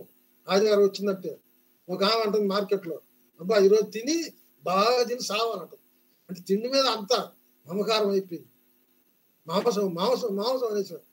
పూరేళ్ళు ఎట్టొచ్చి వాళ్ళని ఏంటో తెలుసా, ఆ మోకాళ్ళు లోతున వాళ్ళని అంటాం కోసుకొని పిక్క తినదు. ఏదైతే తన బిడ్డలకి ఏ సందర్భంలో ఏం కావాలో, పగలంట మేఘస్తంభం చాటును దాచాడంట, రాత్రి అంటే అగ్నిస్తంభం చాటును దాచాడంట. తన బిడ్డలను కాపాడడానికి ఎర్ర సముద్రాన్ని 2 పాయలుగా చేసాడు. తిరుగులేదంతే. నేను ఈ విధంగా ఒక రాజు చేసేటువంటి పరిపాలన, ఇంతవరకు నేను రాజుగా ఉన్న వాళ్ళకి ఒక భూ సంబంధమైన రాజు కాపాడలేడు. నేను చేసిన శత్రువులు వాళ్ళ జోలికి రానియకుండా చేశా. ఇశ్రాయేలు దేవుడు వాళ్ళ పక్షంగా ఉన్నాడని శత్రు రాజులు విన్నప్పుడు వారి గుండెలు నీరైపోయినాయి అని రాహాబు సాక్ష్యం చెప్పింది. అంత గొప్ప దేవుడు నేనుంటే నా ప్రజలు ఏమంటున్నారు, వాళ్ళకి రాజు కావాలంట. సమయం చాలా బాధపడుతున్నాడు. బాధపడతా ఉంటే సమయం నువ్వు బాధపడబాకు, నువ్వెందుకు బాధపడతావు? వాళ్ళు నన్ను వద్దన్నారు, తమ్మును ఏలనీయకుండా. అక్కడ ఉన్న మాట అండి, తమ్మును ఏలనీయకుండా నన్నే విసర్జించారు వాళ్ళు. 20వ గ్రంథంలో చోట రాయబడింది, యెహోవాను విసర్జించి వేరొకరిని అనుసరించే వానికి కలిగే శ్రమలు ఇంత అంతగా. ఇంకా చాలా వాక్యాలండి. ఏమైనప్పుడు ఇశ్రాయేలు ఒక కోరిక, అది మరి హేతుబద్ధమైనటువంటి కాదు, క్రమమైనది కాదు. It was not reasonable. అయితే దేవుడు అన్నాడు సమయంతో, కానీ వాళ్ళని కోరుకున్నట్టు కాదు. అయితే ఒకటిగా వాళ్ళు కోరుకున్నది వాళ్ళ చాయిస్. ఇది వాళ్ళు కోరుకుంటున్నారు కనుక రాజు కావాలని రాజు చేసేద్దాం. కానీ ఒక్కటి చెప్తున్న సమయాలు, వాళ్ళు కోరుకునే రాజు ఎట్లాంటి వాడు అవుతాడంటే, ఇస్తుందండి టైం లేదు కనుక తగ్గ లాగేస్తాడు. వాళ్ళు కోరుకున్న రాజు, వాళ్ళ అభీష్టం మేరకు వాళ్ళు కోరుకునేటువంటి రాజు ఎలాంటి వాడు వస్తాడంటే, మీ బిడ్డలు సుఖంగా బతకలేడు, మీ ఆడపిల్లల్ని ఇళ్లలో పెట్టుకొని ఆ పనులు, వంట పనులు, ఇంటి పనులు చేయించుకుంటూ ఉంటాడు. మీ మగపిల్లల్ని రథం ముందు కాపలా పెట్టి రథం వెళ్తుంటే వీళ్ళు ముందు పరిగెత్తాలంట, పైలట్ లాగా, ఆ సెక్యూరిటీ లాగా. అయిందా? వాళ్ళ పంటల్లో మరి కొంత భాగం పన్నుగా లాగేసుకుంటూ ఉంటాడు. మిమ్మల్ని సుఖంగా బతకలేడు. బతికిన నాళ్ళు మీకు శత్రువులకు యుద్ధం జరుగుతూ ఉంటుంది. మీకు సుఖశాంతులు ఉండవు, నీకు మనశ్శాంతి ఉండదు. ఎందుకంటే మీరు కోరుకున్నారు కనుక. కొన్ని నేను ఇచ్చిందైతే మీకు అలాంటి సమస్యలు ఉండేవి కాదు. సామెతలు అంటాడు, నీ స్వబుద్ధిని ఆధారం చేసుకోలేక నీ ప్రవర్తన అంతటి యందు ఆయన అధికారం ఒప్పుకొని నీ పనుల భారం ఆయన మీద పోతుంది. అప్పుడు ఆయన నీ ఉద్దేశం గనక we have to commit our ways, we have to commit our life to God only, because he is our creator, he is our maker. మనం సృష్టించిన దేవుడు, మనం కాపాడే దేవుడు. కానీ చేసి అంటే సమూయేలు వెంటనే వెళ్ళి ఇశ్రాయేలుతో చెప్పాడు, దేవుడు ఇట్లా అన్నాడు, మీరు కోరుకునే రాజు పరమ దుర్మార్గుడు అవుతాడంట, మిమ్మల్ని బాధలు పెడతాడంట, నువ్వు సుఖంగా నిద్రపోనేవాడంట, నువ్వు తినేవాడంట, కూర్చోనేవాడంట, నిలబడినేవాడంట అన్నప్పుడు అమ్మో అట్టది మాకొద్దు, మా దేవుడే కావాలి మాకు అనాలి కదండి. వాళ్ళు అట్లంటలే ఏం పర్లేదు, మా ఆడపిల్లల్ని ఇళ్లలో పెట్టుకున్నా పర్లేదు, అంటే వాళ్ళు ఏం చేసినా పర్లేదు, మా మగ పిల్లల్ని మా దగ్గర ఉండేయకుండా ఆయన రథం చుట్టూ ఏం చేసినా పర్వాలేదు, మాకు మటుకు రాజు కావాలి. సరే నీ కర్మ మీరు అనిపించండి, మీ కర్మ మీరు స్వయంకృత అపరాధం అని చెప్పిన తర్వాత ఇప్పుడు రాజు రావాలి. రాజు వస్తే ఆ దేశంలో బెన్యామీన్ వంశస్థుడైనటువంటి కీష్ అనే ఆయనకి సౌలు అనేటువంటి ఒక కొడుకున్నాడు. ఆ కొడుకుని మరి ఇశ్రాయేలులకు రాజుగా దేవుడు ఏర్పాటు చేశాడు. ఆ సౌలు సమూయేలు దగ్గరికి రావడానికి ఒక సర్క్యూట్ పెట్టాడు. ఎట్లా అంటే వాళ్ళ ఇంట్లో గాడిదలు తప్పిపోవటం, వాళ్ళ నాన్నగారు పిలిచి, బాబు గాడిదలు తప్పిపోయి నువ్వు వెతుక్కొని తీసుకొని రా అని ఒక పనివాడిని చేతునిచ్చి సౌలుని పంపిస్తాడు. ఈ దేవుని యొక్క ఏర్పాటు. It was his plan to make the circuit, to make the both the ends meet. అప్పుడు సౌలు ఆ గాడిదలు వెతుక్కుంటూ సమూయేలు దగ్గరికి రాగానే సమూయేలుతో దేవుడు అన్నాడు, నేను నీతో చెప్పాను చూసా. చూడండి దయచేసి ఆ వాక్యం 1 సమూయేలు 9వ అధ్యాయం 17వ వచనం. 1 సమూయేలు 9వ అధ్యాయం 17వ వచనం.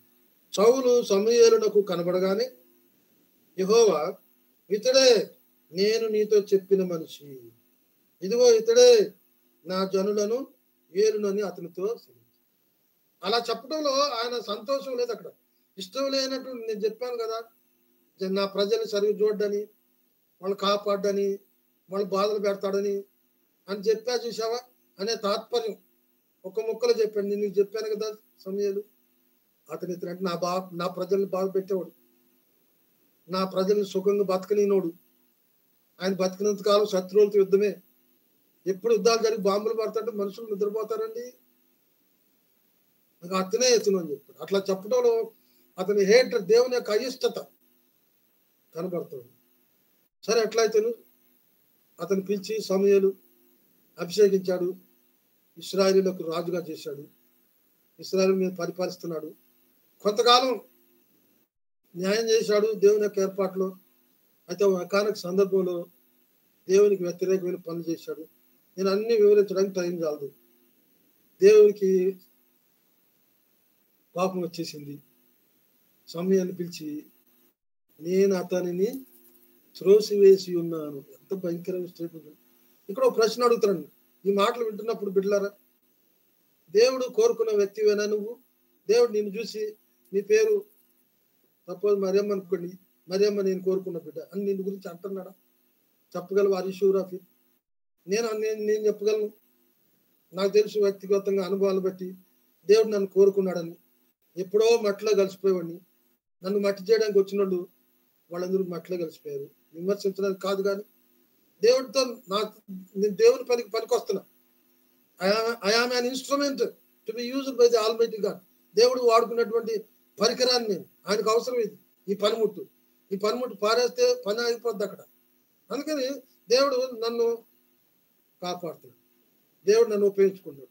ఒకళ్ళు నేను పనిముట్టు దేవునికి పనికి రాలేదు అనుకోండి, తీసి పారేస్తాడు. ప్రభువైన యేసుక్రీస్తు వారు 15వ అధ్యాయం యోహాను సువార్తలో అనేది అదే, నాలో ఫలింపని ప్రతి తీగను ఆయన తీసి పారేస్తాడు. ఫలించే తీగలు మరి ఎక్కువగా ఫలించాలని, ఫలించే తీగలకి అడ్డం సంఘంలో మారుమనసు పొందిన వాళ్ళు ఉంటారు, మారుమనసు పొందని వాళ్ళు ఉంటారు. నేను ప్రార్థన చేస్తా, అయ్యా మారుమనసు పొందిన వాళ్ళని రాని కాక ఇక్కడికి. వాళ్ళు వచ్చి మారుమనసు పొంది మరి ఆత్మీయ ఎదుగుతున్న వాళ్ళకి ఆటంకం, మాటల ద్వారా, చోటుపోటు మాటల ద్వారా వాళ్ళు అడ్డుబాటల్లో ఉంటారు. వాళ్ళ ఆత్మీయ ఎదుగుదలకి తీసి పారేస్తారు. దేవునికి సౌలు జీవితం, సౌలు పద్ధతులు అంత మాత్రం నచ్చలే. ఒకటే మాట అన్నాడు, నేను అతనిని త్రోసివేశాను అన్నాడు. సమూయేలు చాలా కృంగిపోయాడు. He was so downhearted. He was so disappointed. మరి ఇంతలోకి జనాలందరూ చెప్పుకున్నారు, దేశాలు అలా బరే రాజును పెట్టారు. సౌలు జనాల్లో నిలబడితే ఇశ్రాయేలు మధ్య ఈ భుజాలు పైకి కనబడ్డాయట. మంచి పర్సనాలిటీ, బాహుబలి, అజానుబాహుడు. అబ్బా ఏం రాజు వచ్చాడు, ఏం పర్సనాలిటీ అని లోకులందరూ మరి దేశాలు ప్రశంసించింది. మరి ఇప్పుడు ఏమనుకుంటారు, రాజుగారిని తోసేశాడు దేవుడు అంటే? నవ్విపోదురు కాక, అవమానం, నలుగురు నవ్వులాట అయిపోయింది. ఇశ్రాయేలు ఎంత అవమానం అని డిసప్పాయింట్ అయిపోయింది. దేవుడు వెంటనే చెప్పాడు, ఒక అద్భుతమైన మాట చెప్పాడు. ఏమని చెప్పాడంటే, అందులోనే మీరు 8వ అధ్యాయం చదువుకుంటారండి, 9 అధ్యాయాలు ఉంటుంది. 1వ సమూయేలు గ్రంథం 16 అధ్యాయం ఉంటుంది.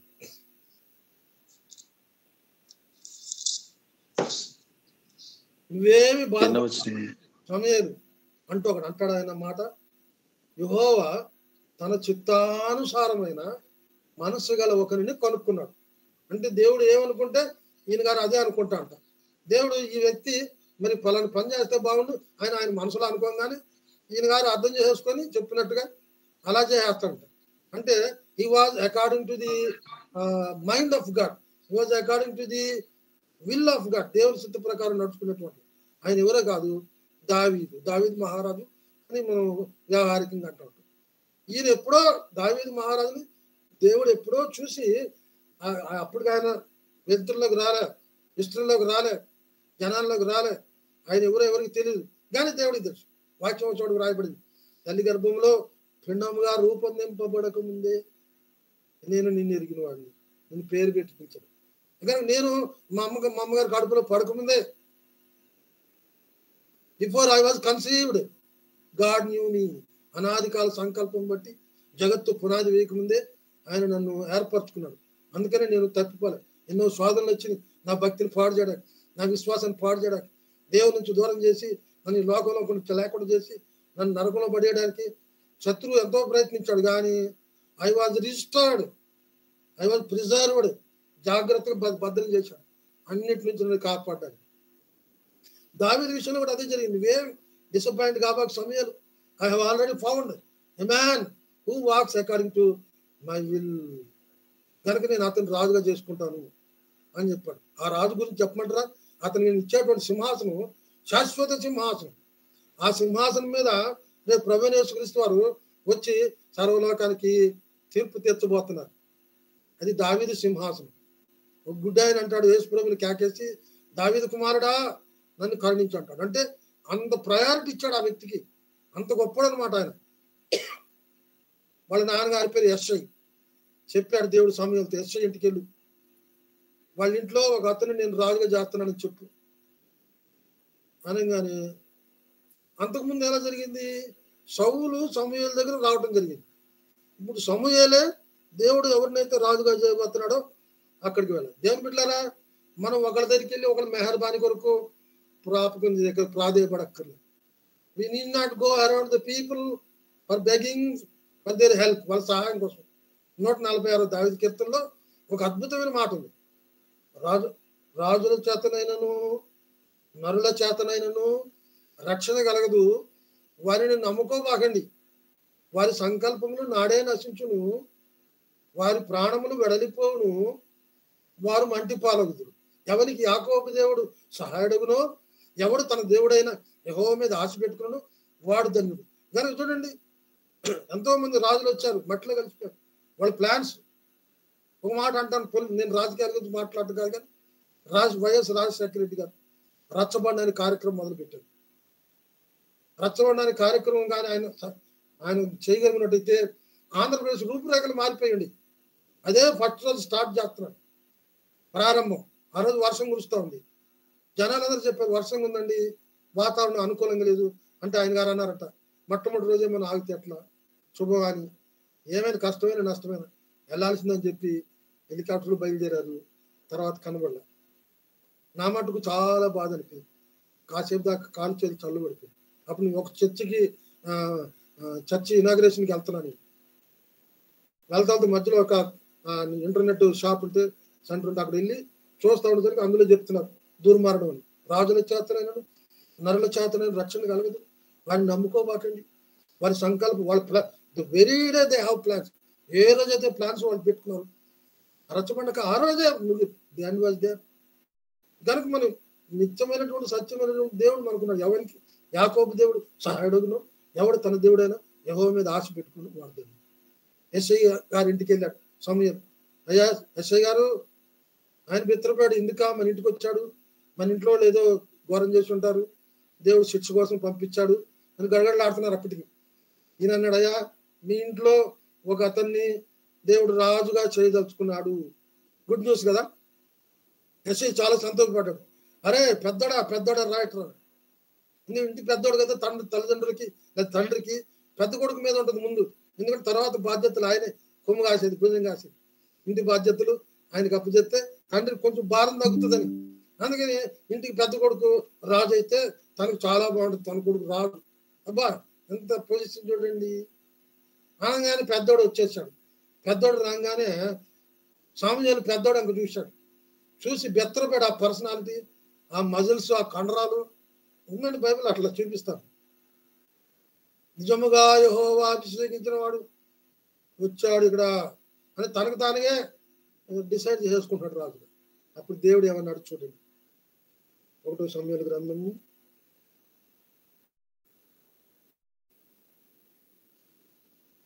16 అధ్యాయం 12వ వచనం చూడండి. 1 సమూయేలు గ్రంథం 16 అధ్యాయం 12వ వచనం.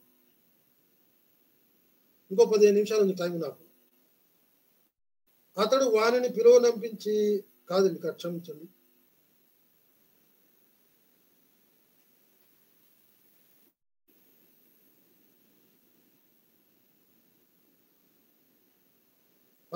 ఏడవ వచనం చూడండి. అయితే యెహోవా సమూయేలుతో ఇలాగు సెలవిచ్చెను, అతని రూపమును అతని ఎత్తును లక్ష్య పెట్టుకుము. ఈయన అతని బాహ్య రూపాన్ని, పర్సనాలిటీని చూసి ఇతని రాజుకు సరిపోతాడు అని సమూయేలు అనుకుంటే దేవుడు ఏమంటున్నాడంటే అతని ఎత్తును అతని రూపమును లక్ష్య పెట్టుకుము. మనుషులు లక్ష్య పెట్టు వాటిని యెహోవా లక్ష్య పెట్టడు. నేను అతనిని త్రోసివేసి ఉన్నాను. మనుషులు పై రూపమును లక్ష్య పెట్టుదురు గాని యెహోవా హృదయమును లక్ష్య పెట్టుదు. అప్పుడు ఎంత అద్భుతమైన మాట. దేవుని బిడ్డలకి గొప్ప ఆదరణ. దేవుడు అంట హృదయాన్ని చూస్తాడు, మనుషులంట పై రూపాన్ని చూసి లక్ష్య పెడతాడు. అందుకని చాలా మందికి ఉన్నటువంటి ఒక బలహీనమైన అభిప్రాయం ఏంటంటే మనుషులకి నేను నా అపియరెన్స్ బాగుండాలి. ఒకవేళ నేను మెసేజ్ ఇస్తున్నప్పుడు కోట్ వేసుకోవాలి, టై కట్టుకోవాలి, ఒక పెద్ద బిషప్ లాగా, లేకపోతే పెద్ద సంస్థ నాయకుడు లాగా, ఒక పెద్ద మిషనరీ లాగా.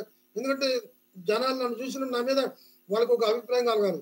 నేను పేదోడికి లాగా నీరు కావు బట్టలు వేసుకొని దీనంగా మాట్లాడుతుంటే ఈయన పెద్ద వాక్యం చెప్పడు అని అనుకుంటారు ముందు.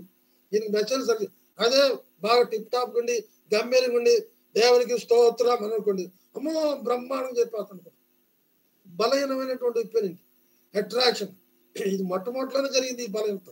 అవ్వమ్మని చూసి సర్పం చెప్పింది, అమ్మా నువ్వు ఆ పండు తింటే వెంటనే నీ రూపురేఖలు మారిపోతాయి, గ్లామర్ పెరిగిపోద్ది, కళ్ళు అంటే పెద్దగా అవుతుంటుంది. అక్కడ నా మాట కాదు, కళ్ళు పెద్ద అయితే అంట. ఇప్పుడు చూడండి, కళ్ళు పెద్దగా కనబడి ఏం చేయాలి, పేడ పూసినట్టు పోయాలి కాటుగా అట్రాక్ట్ చేయడానికి. ఈ అట్రాక్షన్ అనేటువంటి బలహీనత ఇప్పటికి అందరిలో వెంటాడుతుంది. పాస్టర్ గారు కావచ్చు, మాస్టర్ గారు కావచ్చు, సిస్టర్ గారు కావచ్చు, గ్రాండ్మా కావచ్చు, మ్యాచింగ్ వేయాలి, లేకపోతే అపార్థం చేసుకుంటారు. వీళ్ళకి డబ్బులు లేవు, వీళ్ళు పేదోళ్ళు కావాలి. ఈ అట్రాక్షన్ అనేటువంటి దాన్ని దేవుడు ఒప్పుకోవట్లేదు. మనుషులు పై రూపాన్ని చూసి లక్ష్య పెడతారు, దేవుడైతే హృదయాన్ని చూసి లక్ష్య పెడతారు. హృదయం చూసి, ఎందుకంటే హృదయంలో ఎలాంటి స్థితి ఉంది. ఇర్మియా గ్రంథం 17వ అధ్యాయంలో అంటాడు 5వ వచనంలో, హృదయం అన్నిటికంటే మోసకరమైంది, దాన్ని అది ఘోరమైన వ్యాధి కలిగినటువంటిది. హృదయము ఎవరు హృదయం, ఎవరు హృదయం అయినా సరే ఘోరమైన వ్యాధి అంట, ఇన్క్యూరబుల్ డిసీజ్ ఉందంట, క్రానిక్ డిసీజ్. అది మందులు వేసినా తగ్గే రోగం కాదు దానికి. ఒక్క యేసు రక్తం ఒకటి. 1వ యోహాను పత్రిక 1వ అధ్యాయం 7వ వచనం అంటాడు, యేసు రక్తము ప్రతి పాపము నుండి మనలను మన హృదయాలు పవిత్రపరచడానికి, మన హృదయాలు పరిశుద్ధపరచడానికి ప్రభువైన యేసుక్రీస్తు వారు సిలువలో రక్తంగా, అదొక్కటే పాపరోగానికే మందు. గమనించారు ఎవరు రాశారు? మహానుభావుడు. మీరు పరిగెత్తి కొనకుంటే దొరకదిక ముందు పాపరోగానికే మందబ్బా. పాడుబాటు నాకు ఒళ్ళు పొలగ. ఆ రక్తం నా కోసం, లేకపోతే నా జీవితం పతనం అయిపోయేది, పాడైపోయేది, భ్రష్టు పెట్టేది. అంత మస్టు దుష్టు అంత గడిగేసి పరిశుద్ధపరచాడు అంటాడు. ఆ ప్రియుడు చిందించిన ప్రశస్తమైన రక్తము చేత మనం విమోచించబడ్డాం. నేను అలాంటి నీతి పనులు చేయకపోయినప్పటికీ కేవలం విశ్వాసం ఇచ్చాను, నీతికి తీర్చేశాడు. I was justified. రత్నకుమార్ నీతివంతుడు అనేసాడు. ఓ బాబు బోర్డు పనులు చేశాడు, వాడు చెడ్డ పనులు. నా ఎందుకు విశ్వాసం ఇచ్చాడు అంతే, అందుకని తీసేశాడు. వాడికే వాడు మారలేడు, నీతిగా మారలేడు. తపస్సు చేసిన, నదుల్లో మునిగిన, పుణ్యక్షేత్రాలు తిరిగి వచ్చిన, దాన ధర్మాలు చేసిన, గుళ్ళు గోపురాలు కట్టినా, ఏం చేసినా కూడా పాపానికి విరుగుడు లేదు.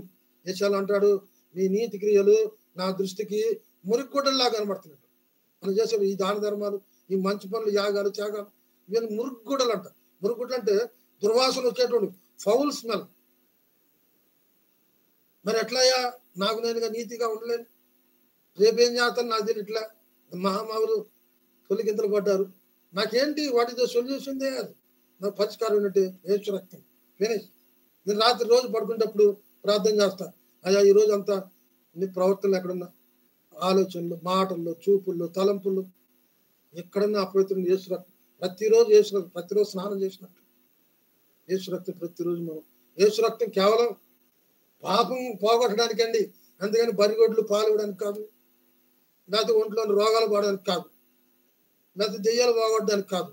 యేసు రక్తం ఎందుకంటే ఆయన చిందించింది పాప పరిహారం. రుధిరపాతం వినా రక్త విమోచనం నా భవతి. రుధిరం రక్తం చిందించకుండా పాపానికి పరిష్కారం లేదు. సర్వ పాప పరిహారో రక్త ప్రోక్షణం అవశ్యం తద రక్త పరమాత్మేన పుణ్యదాన బలియ. పాపం పోవాలంటే రక్తం చిందించాలి. ఆ రక్తం పరమాత్మకు చెందిందై ఉండాలి. అందుకని పరమాత్ముడు ఈ లోకంలోకి వచ్చి మన కొరకు శిలువలో రక్తాన్ని చిందించాడు. ఆ రక్తం ద్వారా మనకు పాప పరిహారం అవుతుంది. ఏ పాపం పోకపోతే నరకం, అగ్నిగుండం. ఇదేదో ఇమాజినరీ ప్లేస్ కాదు. కవి కట్టి చమత్కారంగా రాసిన కట్టుకథ కాదు. నరకం ఉందండి. ఆ చెప్పడానికి ప్రభు ఈ లోకంలోకి వచ్చాడు. మరి వాళ్ళు నరకానికి పోతారు, దేవుని రాజ్యం సమీపించింది, మార్మోన్స్ పొందండి. మార్మోన్స్ పొందకపోతే మీరు నరకానికి పోరు.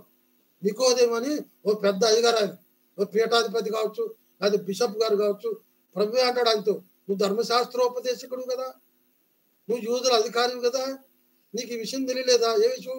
ఒకడు క్రొత్తగా, యోహాను సువార్త 3:3 ఒకడు క్రొత్తగా జన్మింపని ఎడల అతడు దేవుని రాజ్యంలో, however great he may be, however experienced, however highly educated, however wealthy he may be, unless he is born again, he cannot enter into the kingdom of God. దేవుని రాజ్యంలో ప్రవేశించలేడు. ఎక్కడ పోతాడు? నరకానికి పోతాడు.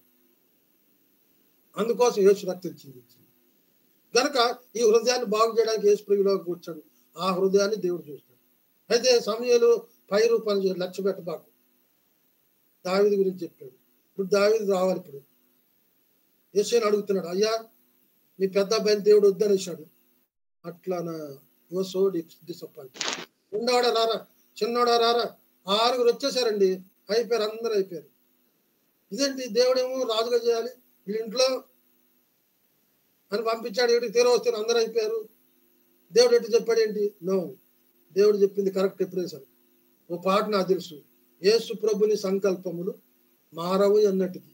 God's plans will never change, will never be change, they will be fulfil. నెరవేరుతుంది. దేవుడు ఎందుకైతే తన వాక్యం పంపించాడో ఆ వాక్యం నెరవేరుతుంది యథాతథంగా. మరి ఇదేంటి ఇక్కడ ఎట్లా జరిగింది? ఆగు, తొందరపడితే ఎట్లా? Wait upon God is not a liar. 23:19 సంఖ్యాకాండాలు అంటాడు, అబద్ధం ఆడటకు ఆయన నరుడు కాడు, పశ్చాత్తాపట్టు కానీ మానవుడు కాదు. ఆయన చెప్పి చేయకుండా ఏమండి ఇంకెవరు లేరా? తటపటాస్తాడు యెషయా గారు. కాదండి, చదివి చెప్పండి. ఉన్నాడండి బుడ్డోడట, కడసారి ఉంది అక్కడ. ఆకురుడు. ఆకురుడా? ఎంత చిన్నతనం, ఎంత చిన్న చూపు. ఆకురుడు అంటే అంత విలువలేనుడా, అంత పనికిరానుడా. ఇంకా తగ్గించి ఇంకో మాట కూడా అడుగు గొడ్లగాడు బుడ్డోడు అండి. గొర్రెలు కాసుకున్నాడు. వీళ్ళకి లాగా జీన్స్ ప్యాంట్లు, సినిమాల్లో వేసుకునే ఆ షర్ట్లు, ఆ పిచ్చోళ్ళకి లాగా ఆ క్రాపులు, అట్లాంటి వేసుకుని గోసి కట్టుకుంటాడు. భాష శుద్ధి లేదు, వస్త్రధారణ సరిగా లేదు. ఆ కర్ర పట్టుకొని ఆ గొర్రెలు ఏమంటే ఆ అరుపులు వేరే, ఆ మాటలు వేరే, ఆ చేష్టలు వేరే. అవునా? దావీదుని అంత చిన్న అపార్థం చేసుకున్నారే. దావీదు అంత మనుగాడు తెలుసా? ఒక సందర్భంలో కన్ను పిల్లలు వచ్చి దావీదు గురించి ఏం పాడేది తెలుసా? సౌలు 1000 కొలది, దావీదు 10,000 కొలది అంట. అట్టంటోడిని గొడ్లగాడు బుడ్డాడని, కడసారోడని అంటే అంత. ఎవరైనా దేవుని బిడ్డలారా, ఎవరైనా మనల్ని చిన్న చూపు చూసినప్పుడు, మనల్ని అవమానపరిచినప్పుడు, 10 మందిలో మనల్ని గౌరవించినప్పుడు మన పేరు పిలవబోతుంది. నాకు ఇదివరకు ఉండేది ఒక బలహీనత. ఆ పాంప్లెట్లు వేసినప్పుడు నా పేరు ఎక్కడేసారు చూసాడు. చాలా బాధ. అయ్యగారినేమో పెద్ద చెప్తారు. ఈ అయ్యగారు దేశాలని తిరిగి ఉద్యోగ ప్రసంగికులు మరి దారుణంగా బోధలు చేస్తారు. ఈ చేయి పెడితే అన్ని పోతాయంట. అన్ని పోతాయి, దెయ్యాలు, రోగాలు. అలా చెప్పాలి ఆయన గురించి. దేవుడు ఏమన్నాడు తెలుసా? చదవండి, లూకాసు వార్త 16:15 చూద్దాం ఒకసారి. అద్భుతమైన మాట, మనకి ఆదరణ కలిగించి బలకలు కలిగించే మాట. మనుషులలో ఘనముగా ఎంత. లూకాసు వార్త 16:15 చూడండి. ఆయన మీరు మనుషుల ఎదుట నీతిమంతులని అనిపించుకుని వారు గాని దేవుడు మీ హృదయములను ఎరుగును. మనుషులలో ఘనముగా ఎంచబడినది దేవుని దృష్టికి అసహ్యం. మనం అందరం కలిసి ఒక వ్యక్తిని పొగుడుతున్నాం అనుకోండి, దేవుడు చీచి అంటాడు. ఒకరు దేవుని బిడ్డలారా, మిమ్మల్ని ఎవరు పొగట్లేదనో, మీ గురించి గొప్ప చెప్పుకోవట్లేదనో, మీకు ఒక గుర్తింపు రాలేదనో, మీకు ప్రయారిటీ ఇవ్వలేదనో కుంగిపోవాకండి. ఎందుకంటే మన అందరికంటే గొప్ప ఆయన చేసే దేవుడు. పేదరికమునైనను ఐశ్వర్యమునైనను ఆయన కలుగు చేస్తాడు. దీనులను పెంట కుప్ప మీద నుండి పైకి లేవనెత్తి వాడని 1 పేతురు 5 అంటాడు. తగిన కాలం ముందు దేవుడు మిమ్మల్ని హెచ్చించినట్లు ఆయన బలిష్టమైన హస్తముల కింద దీన మనస్కులై ఉండండి, తగ్గిపోయిండండి, తగ్గించుకొనండి. యేసు ప్రభు మీ కొరకు ఎన్ని బాధలు పడ్డాడు, ఎన్ని నిందలు పడ్డాడు. ఆయన దూషింపబడి తిరిగి ఎవరిని దూషించలేదంట. అమ్మో ఒక్క మాట తిడితే అర్ధరాత్రి దాకా ఊరంతా వినబడతాడు. మా ఊర్లో సంగతి అంతలా నడతాడు. ఒక్క మాట తిట్టి ఆయన ఒక్క మాట మాట్లాడు. పిలాతు అంటున్నాడు, మీరు నీ మీద ఎన్నెన్ని నేరములు మోపుతున్నారు, ఒక్క మాట అయినా పలకవా? ఆయన ఒక్క మాట కూడా పలకలేదంట. బొచ్చు కత్తిరించు అనేదిట గుర్రె మౌనము. యేసుక్రీస్తు కలిగిన ఈ మనసు మీరు కూడా కలిగి ఉండంటాడు. ఫిలిప్పీలకు రాసిన పత్రిక. ఆయన దేవునితో సమానమైన అనుభవం, ధవళ సింహాసనాసీనుడు. మరి దేవదూతలు ఎప్పుడు ఆయన స్తుతిస్తుంటారు. ఇది విడిచిపెట్టకూడని భాగ్యం అనుకోలేదు. కానీ మనిషి రూపం ధరించి దాసుని రూపం దాల్చి శిలువ మరణం పొందినంతగా తను తాను తగ్గించుకున్నాడు. యేసుక్రీస్తు కలిగిన ఈ దావీదులో ఆ మనసు చూసాడు దేవుడు. తన తగ్గింపు స్వభావం. దావీదు మనగాడు. 6 లక్షల మంది ఇశ్రాయేలీయులు గడ్డ ఉనికిపోతున్నారు. ఇంకా మురిగ్గా చెప్పాలంటే 1, 2 అన్నట్టుగా ఉన్నారు. అట్లాంటి పరిస్థితుల్లో బుడ్డోడు వచ్చాడు. వాళ్ళ అన్నోళ్ళు మిలిటరీలో వాళ్ళ అన్నోళ్ళు ఆఫీసర్లు వాళ్ళకి ఏదైనా కుశల ప్రశ్నలు అడిగి రమ్మని వాళ్ళ నాన్నగారు పంపాడు. చూస్తేనే వాడు రాక్షసుడు వాడు కనబడుతున్నాడు. వీళ్ళందరూ ఉనికిపోతున్నారు. ఈ బుడ్డోడు ఏమి అదర్లా బెదర్లా.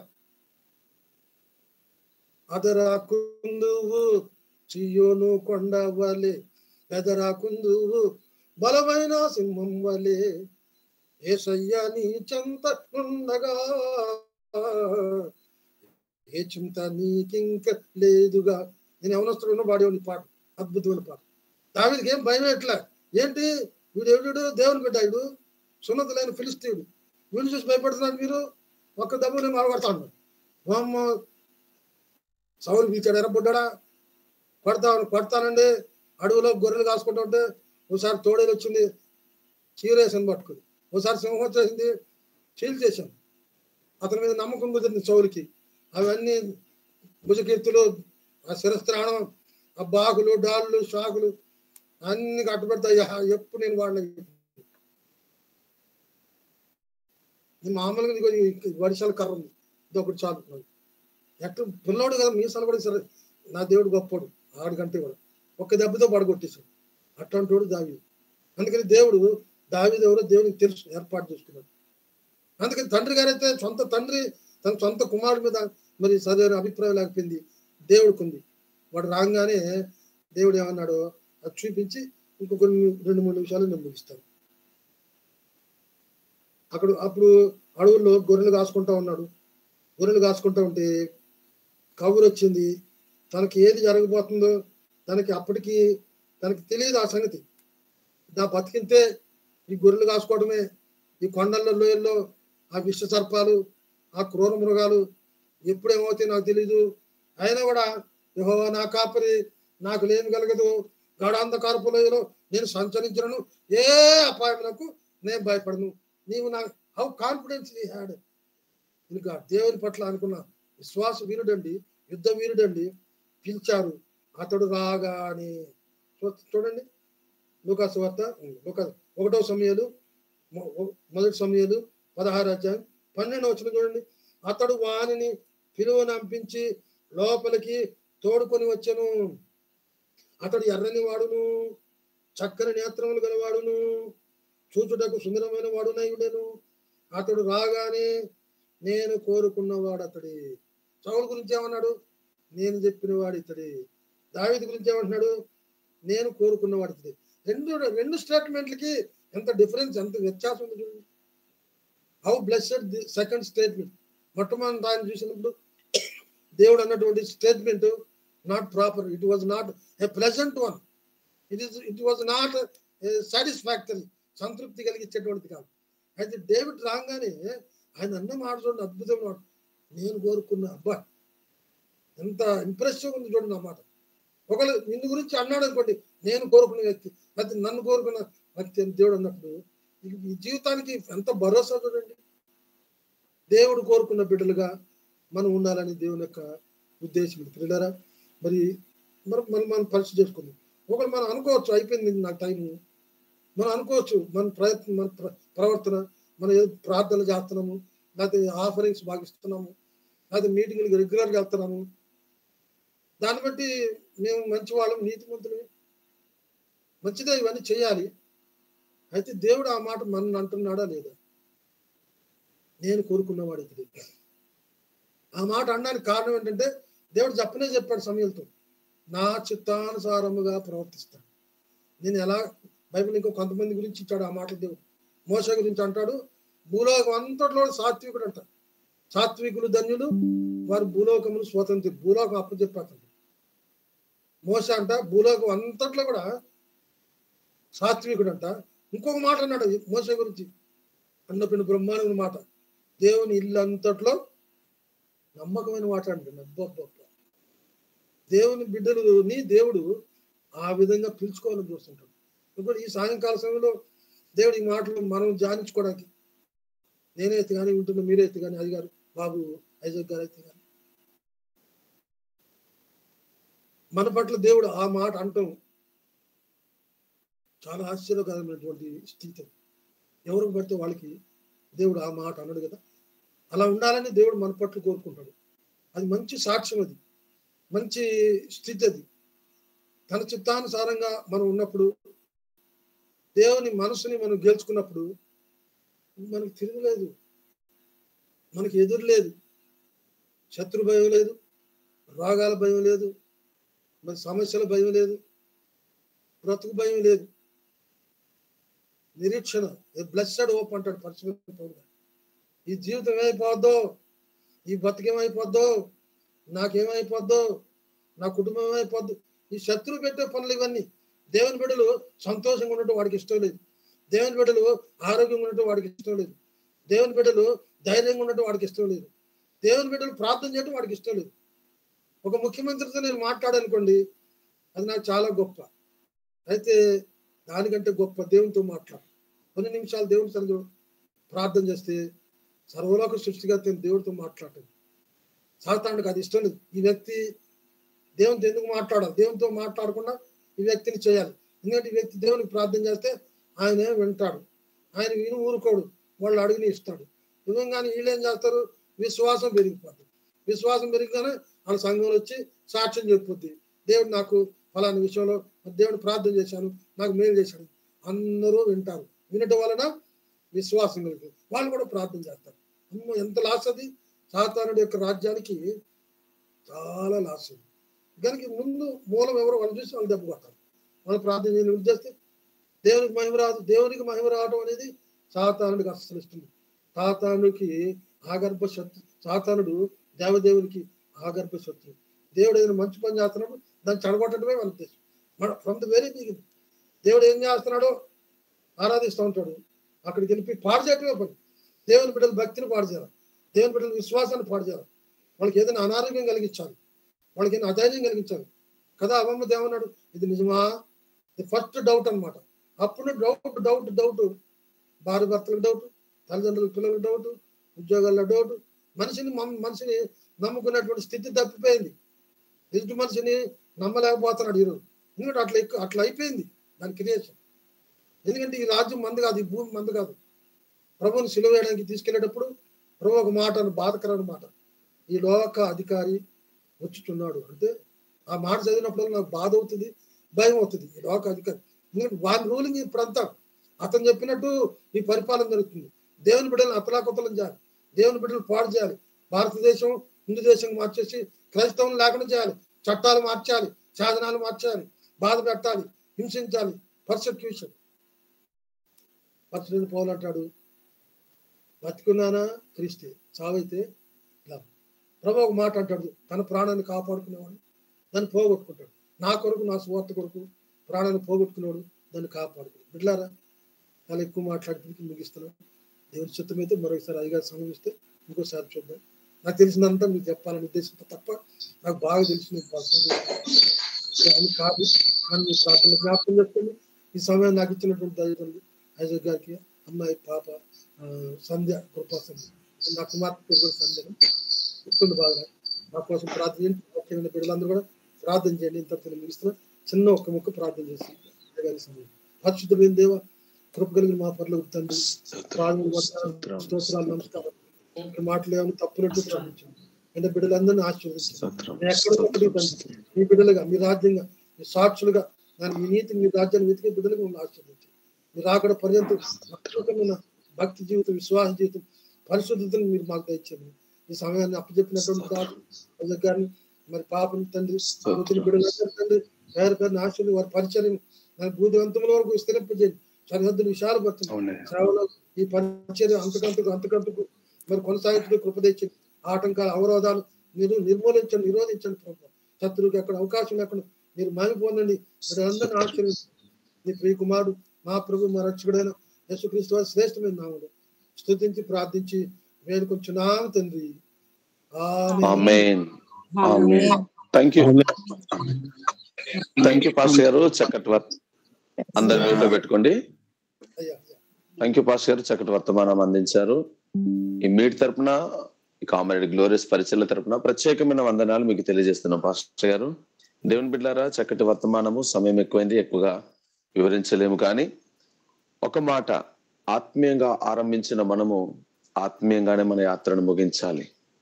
ఇశ్రాయేలు ప్రజలు 40 సంవత్సరాలు కోరి వారు వాళ్ళ మధ్యలో దేవుడు ఎన్నో అద్భుతమైన కార్యాలు జరిగించాడు, ఆశ్చర్య కార్యాలు జరిగించాడు. ఈ లోక మర్యాద చొప్పున దేవుడే వారికి నాయకుడిగా, తండ్రిగా, దేవుడిగా, ప్రభుగా సమస్తమును ఉండి నడిపించాలని దేవుడు అనుకుంటే, వారి లోకాన్ని చూసి ఈ లోక మర్యాద చొప్పున మాకు ఒక రాజు కావాలి, మాకు ఒక నాయకుడు కావాలని వారి సొంత ఆలోచన ప్రకారంగా దైవ సేవకుని లేదా దేవుని శోధించి ఎంతో బాధపట్టిన అనుభవం. దావీదుని గురించిన హృదయానుసారుడు. సౌలుని దేవుడు రాజుగా నియమించాడు, కానీ దావీదును దేవుడు తన కోరుకున్నాను అన్నట్లుగా వ్రాయబడింది. దైవ సేవకులు చాలా వివరంగా చెప్పారు. వ్యభిచారులు ఎవరు అనంటే ఈ లోకాన్ని స్నేహించేవారు. ఈ లోక స్నేహము, దేవునితో వైరము. వాక్యములో నుంచి దైవ సేవకులు వాక్యాన్ని దాటి ఏం మాట్లాడలేదు, చక్కగా వివరించారు. ఈరోజు దేవుని బిడ్డలారా, రేపు పొద్దుట ప్రభు, ఇదిగో నేను కోరుకున్నవాడు, నా కుమారుడు, నా కుమార్తె అని దేవుడు మన గురించి సాక్ష్యం ఇవ్వాలి. అంటే రేపు పరలోకం మనల్ని అంగీకరించాలి. వ్యక్తిగతంగా నన్ను అంగీకరించాలి, వ్యక్తిగతంగా మిమ్మల్ని అంగీకరించాలి. అంగీకరించబడాలి మనము అని అంటే, ఈరోజు మన స్వబుద్ధిని మనము పాతి పెట్టాలి. దేవుని ఆత్మ చేతన మనం నడిపించబడాలి. ఆయన నడిపింపులో మనము అప్పగించుకొనగలిగితే, ఆయనకు హృదయానుసారులముగా, ఇష్టలముగా మనము ఉండగలిగినట్లయితే ఆయన ఉండే స్థలములో మనం ఉంటాము అని దైవ సేవకులు చక్కటి ఉదాహరణలను వాక్యములో నుంచి తీసి చూపించి మనతోని చక్కగా దేవుడు తన దాసు ముఖాంతరంలోంచి మాట్లాడారు. దేవుని బిడ్డలారా, ఒక తీర్మానాన్ని చేసుకోండి. ఒకవేళ ఇంకా లోకముతో అంటుకట్టబడి ఉన్నావా, లోకముకు సంబంధించిన లోకస్తులు దేనికి ప్రాధాన్యతనిస్తున్నారో, దేని కొరకు పరిగెత్తుచున్నారో, విశ్వాసిగా లేక సేవకులముగా మనము దేని కొరకు పరిగెత్తుచున్నాము? లోకస్తులు ఈ లోకంలో స్థిరత్వం కొరకు పరిగెత్తుచున్నారు. ఒక క్రైస్తవుడు, ప్రభుని ఎరిగిన విశ్వాసి, రక్షింపబడిన వ్యక్తి పరలోక రాజ్యం కొరకు, లేదా ప్రభు రాకడ, ఆ రెండవ రాకడ, ఆ కడబూర శబ్దము వినగలిగే ఆ స్థాయిని చేరడానికి పరిగెత్తాలి. ఉద్యోగానికి ఇచ్చిన విలువ, డబ్బుకి ఇచ్చిన విలువ, శరీరానికి ఇచ్చిన విలువ, ఆరోగ్యానికి ఇచ్చిన విలువ, కుటుంబానికి ఇచ్చిన విలువ, ఇహలోక సంబంధమైన తుచ్చమైన వాటికి ఇచ్చిన విలువ ఈ రోజుల్లో క్రైస్తవులు దేవునికి, దేవుని సన్నిధికి ఇవ్వలేకపోతున్నారు అని దేవుడు స్పష్టముగా ఈ లోకమును మీరు ప్రేమిస్తే, ఈ లోకమును ప్రేమించే వారికి దేవుడు శత్రువు. ఈ లోక స్నేహము దేవునితో వైరము అని మాట్లాడినాడు. ఇందులో ఉన్నవారు వ్యక్తిగతంగా మీ గుండె మీద చేసుకుని మీ మనస్సాక్షి ఈ సమయంలో మిమ్మల్ని వేధిస్తుంది. సమయం అయిపోయిందని చాలా మంది కట్ అయిపోయారు, లెఫ్ట్ అయిపోయినారు. ఉన్నవారు ధన్యులు. ఒకటే ప్రతి బేస్తవారం దేవుడు మనతో మాట్లాడుతున్న మాట, అన్ని విషయాలలో దేవుడు మనల్ని శుద్ధీకరిస్తున్నాడు, వాక్యం ద్వారా కడుగుతూ ఉన్నాడు. ఇది నా కొరకే అని నువ్వు అప్పగించుకొని ఈ విషయంలో, అవును ప్రభువా, నా స్వబుద్ధిని నేను ఆధారం చేసుకొని నా ఇష్టానుసారముగా, నా ఆలోచన ప్రకారంగా ఈ లోకంలో ఉన్న వాటితో నేను సహవాసం చేస్తూ భక్తి చేస్తున్నాను. ఈ భక్తి మీకు హేయకరమైనది అని మీరు ఈ పూట మాట్లాడినారు కదా. ఒకవేళ అలాంటి అనుభవం నాలో ఉందేమో అంటే, మనకు తెలియకుండా పాపం మనలోనికి ప్రవేశించదు, మనకు తెలియకుండా అపవిత్రత మనలోనికి రాదు. మనకు తెలిసి, ఆదాము తెలియక చేయలేదండి పాపము. దేవుడు ముందే చెప్పాడు, ఇదిగో ఇది ఈ పండు తిను దినమున నిశ్చయముగా నువ్వు చేస్తావు, ఈ తోటలో ఉన్నవన్నీ నువ్వు తిను, సుఖంగా జీవించు, ఇది మాత్రము తినకూడదు అని మాట్లాడాడు. తెలిసి చేశాడండి. మనలోనికి అపవిత్రత దేవునికి ఆయాసకరమైనది, చేదైనది మనకు తెలియకుండా ఏది మనలోనికి రాలేదు. కనుక ఆ విషయంలో మనం యథార్థంగా సరి చేసుకోవాలి. వాక్యము విని ఈ ఒక్క క్షణమే ప్రార్థన కాదండి, దీని విషయమై అనుదిన శుద్ధీకరణ ప్రాముఖ్యమైనది. అనుదినము దేవుని సన్నిధిలో సరి చేసుకునే వారముగా ఉండాలి. నేను పదే అంటున్న మాట, ఈ లోకంలో ఎవ్వరు ఉన్నా ఎవరు లేకపోయినా, ఏది ఉన్నా ఏది లేకపోయినా, లాజరు భయంకరమైన దీనస్థితిలో కురుపులతో ఒక రోగిష్టిగా దేవుని కొరకు నమ్మకంగా బ్రతుకుతూ ఆ ధనవంతుని బల మీద నుంచి పడే రొట్టెముక్కలు తిని బ్రతికి దేవుని సన్నిధిలో దేవుని కొరకు ప్రాణాన్ని విడిచిపెట్టాడు. ఈ లోకంలో ఏదో పొందుకోవాలి, ఆరోగ్యాన్ని కాపాడుకోవాలని ప్రయాసపడలేదు, కానీ అబ్రహాము రొమ్మున అనుకున్నాడు. ఈరోజు ఆ ఉన్నతమైన భాగ్యము కొరకు మనము సమస్తాన్ని దేవుని కొరకు విడిచిపెట్టాలి. తాత్కాలికమైనవి ఇవన్నీ. ఈ తాత్కాలికమైన వాటిని మనము దృష్టి పెట్టి శాశ్వతమైన ఆ జీవాన్ని కోల్పోవద్దు. దేవుని బిడ్డలారా, దేవుడు ధారాళంగా మాట్లాడుతున్నాడు, ధారాళముగా మనతో మాట్లాడుతున్నాడు. ఎందుకు మాట్లాడుతున్నాడయ్యా అంటే, మన పట్ల ఆయనకున్న ప్రేమను మరొకసారి వ్యక్తపరుస్తున్నాడు. ఏంటయ్యా ఆయన ప్రేమ అని అంటే, ఆయన ఉండే స్థలంలో మనము ఉండాలని. భూమికి పునాదులు వేయబడక మునిపే, తల్లి గర్భములో పిండముగా రూపించబడక మునిపే, నియమించబడిన దినములలో ఒకటైనను కాక మునిపే, మనల్ని చూసిన వాడు, మన దినములు లెక్కించిన వాడు, మనల్ని కోరుకున్నవాడు, ఎన్నుకున్నవాడు. ఆ ప్రేమ కలిగిన దేవుడు తన ప్రాణం కంటే ఎక్కువగా నన్ను మనల్ని ప్రేమిస్తున్నానని ఆయన సిలువలో తన ఆఖరి రక్తపు బొట్టు కార్చునంత వరకు మౌనముగా ఆయన మన దోష శిక్షను సహించి భరించి మన కొరకు ప్రాణం పెట్టాడు. తన ప్రాణం కంటే ఎక్కువగా మనల్ని ప్రేమించాడు. బిడ్డలారా, ఈరోజు అలాంటి ప్రాణప్రియుని ప్రేమను మనం దూరం చేసుకోకుండా ఆయన ప్రేమ కొరకు మనం పరితపించే వారముగా ఉండాలి. భర్త ప్రేమ కొరకు, పిల్లల ప్రేమ కొరకు, భార్య ప్రేమ కొరకు, ఈ లోక సంబంధమైన స్నేహితుల ప్రేమ కొరకు. ఎవరి ప్రేమ శాశ్వతం కాదు. అన్ని ఉన్నప్పుడు బెల్లం ఉన్నంత వరకు ఈగలు వస్తాయి. లాజరుకు క్షమించాలి, యోబు దగ్గర అన్ని ఉన్న సమయంలో యోబుకు అందరూ ధూపం వేశారండి. యోబు సమస్తం కోల్పోయిన తర్వాత ఆయనతో కాపురం చేసిన తన సొంత భార్య సగభాగస్వామి ఈరోజు అంటున్న మాట, దూషించి చచ్చిపో, నువ్వు నా భార్య భర్తవు అని చెప్పుకోవడానికి నాకు ఈ లొకాలిటీలో, సమాజంలో అవమానకరంగా ఉంది అని అంటున్నా. యోబుని బట్టి ఎంతో మేలు పొందిన స్నేహితులు అంటున్నా, ఏదో పొరపాటు చేసావయ్యా, ఒప్పుకో, సరి చేసుకుంటున్నారు. కనుక దేవుని బిడ్డలారా, ఈరోజు లోక ప్రేమ కొరకు ప్రయాస పడకండి. ఈ లోక సంబంధమైన బంధాలు, రక్త సంబంధాలు, స్నేహాలు ఏది శాశ్వతం కాదు. శాశ్వతమైన రాజ్యము కొరకు ఆయన ప్రేమ సంకల్పములో ఇంకా మనల్ని దాచిపెట్టుకున్నాడు. గనుకనే ఈరోజు తన మనసు విప్పి నీతో మాట్లాడుతున్నాడు.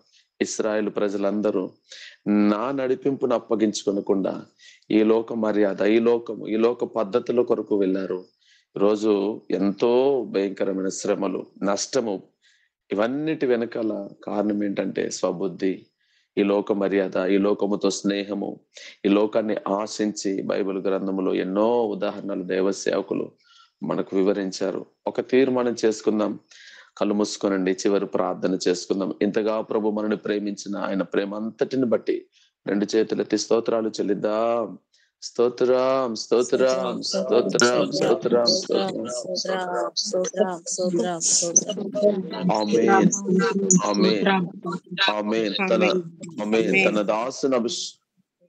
తన దాసును అభిషేకించి ప్రభు మరొక వారము ఈ సాయంకాల పూట తన మనస్సు విప్పి మనతోని మాట్లాడి, చేదైనది మనలో ఏమైనా ఉంటే, మన స్వబుద్ధిని ఆధారం చేసుకుని మనం ఒకవేళ ఈ లోకంలో జీవిస్తూ భక్తి, నామకార్థమైన వేషధారణ భక్తి చేస్తే, మరొకసారి ప్రభు ఇశ్రాయేలు ప్రజలను, సౌలును, దావీదు మహారాజును మన ముందు పెట్టి ఆయన నడిపింపులో మనం ఉండాలని, ఆత్మ నడిపింపుకు మనం అప్పగించుకోవాలని, శాశ్వతమైన ఆయన ప్రేమ రాజ్యములో మనము ప్రవేశించడానికి యోగ్యతను సంపాదించుకోవాలని మాట్లాడిన ప్రతి మాటను బట్టి స్తోత్రాలు చెల్లిద్దాం. స్తోత్రం, స్తోత్రం, స్తోత్రం, స్తోత్రం, స్తోత్రం, స్తోత్రం. నిశ్చయముగా ఈ లోక మర్యాదను అమ్మ మ్యూట్ లో పెట్టుకోవాలి. ఈ లోక మర్యాదను అనుసరింపక నిత్య రాజ్యము కొరకు మనము ప్రయాసపడగలిగే ఆ ఉన్నతమైన కృప, 2వ రాకడను గురించిన దర్శనము, నూతన యెరూషలేము పట్టణం గురించిన ఆ దర్శనము ప్రభు ప్రతి వారిలో స్థిరపరచున్నట్లుగా స్తోత్రాలు చెల్లిద్దాం. స్తోత్రం, స్తోత్రం, స్తోత్రం, స్తోత్రం, స్తోత్రం, స్తోత్రం. వెతుకుతున్న ప్రతి మాట మన విన్నవారి హృదయంలో నాటి ఫలింప చేసే దేవునికి స్తోత్రాలు చెల్లిద్దాం. స్తోత్రం, స్తోత్రం, స్తోత్రం, స్తోత్రం, స్తోత్రం. వాక్యం అందించిన తన దీనదాసుని ఇంకను ప్రభు బలపరిచి అభిషేకించి వేవేల ప్రజలకు ఆశీర్వాదకరంగా ఆయన నామానికి మహిమకరంగా ఘనమైన పాత్రగా వాడుకొనున్నట్లుగా స్తోత్రాలు చెల్లిద్దాం. స్తోత్రం,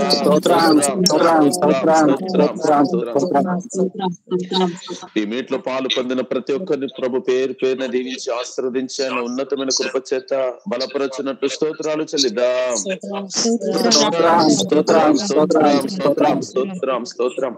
వ్యాధి, బాధ, బలహీనతలు, సమస్యలు, ఇరుకులు, ఇబ్బందులు, మానసికమైన ఒత్తిళ్లతో ఉన్న బిడ్డలందరి విషయంలో ఆత్మదేవుని బలమైన ఆత్మ కార్యాలు బలముగా జరుగునట్లుగా ప్రతి వారికి ఒక సంపూర్ణమైన స్వస్థత, విడుదల, నెమ్మది, సమాధానం, సమృద్ధి, ఆదరణ, ఓదార్పు, ధైర్యమును కలుగ చేయనట్లుగా స్తోత్రాలు చెల్లిద్దాం.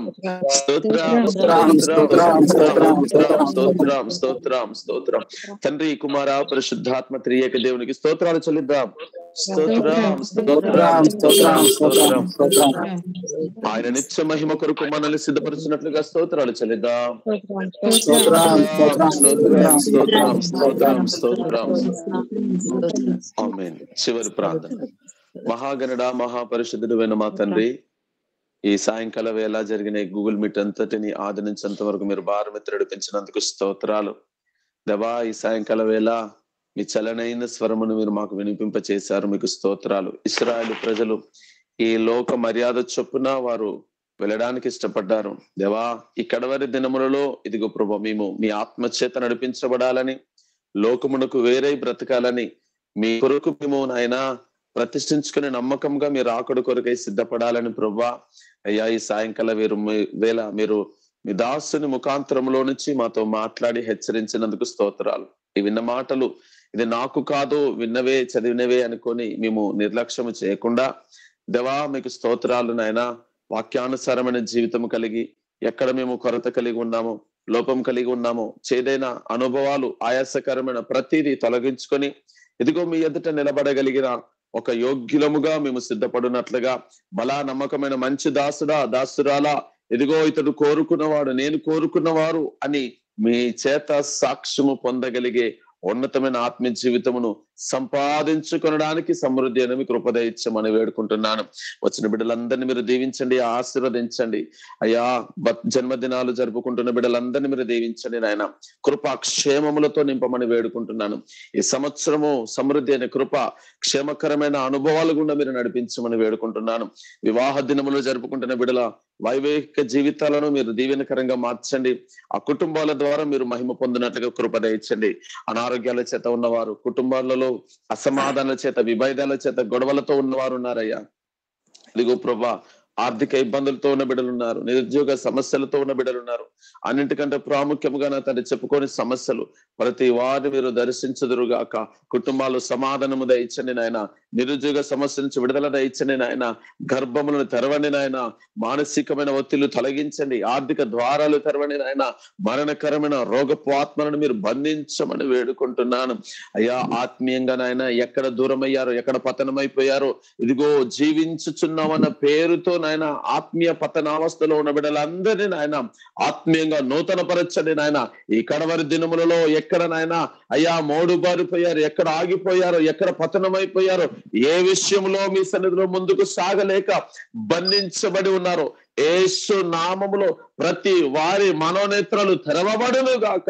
ఇదిగో ఆగిపోయిన ఆత్మీయ జీవితాలు, చల్లారిపోయిన ఆత్మీయ జీవితాలు ఆయన వెలిగించబడాలి అయ్యా. మీ కొరకు పరిగెత్తేవారుగా నా తండ్రి ఇదిగో గురి వైపుకే నాయన రాకడలో మీ ఎదుట నిలబడాలని ఓ దర్శనంతో ముందుకు కొనసాగునట్లుగా సమృద్ధి అయిన కృప దయచండి నాయన అయ్యా. ఈ ప్రయాస వెనకాల ఇదిగో చేతులెత్తుతున్న బిడ్డలు ఉన్నారు నాయన, కన్నీరు కారుస్తున్న బిడ్డలు ఉన్నారు నాయన, అంగలార్చే బిడ్డలు ఉన్నారు నాయన.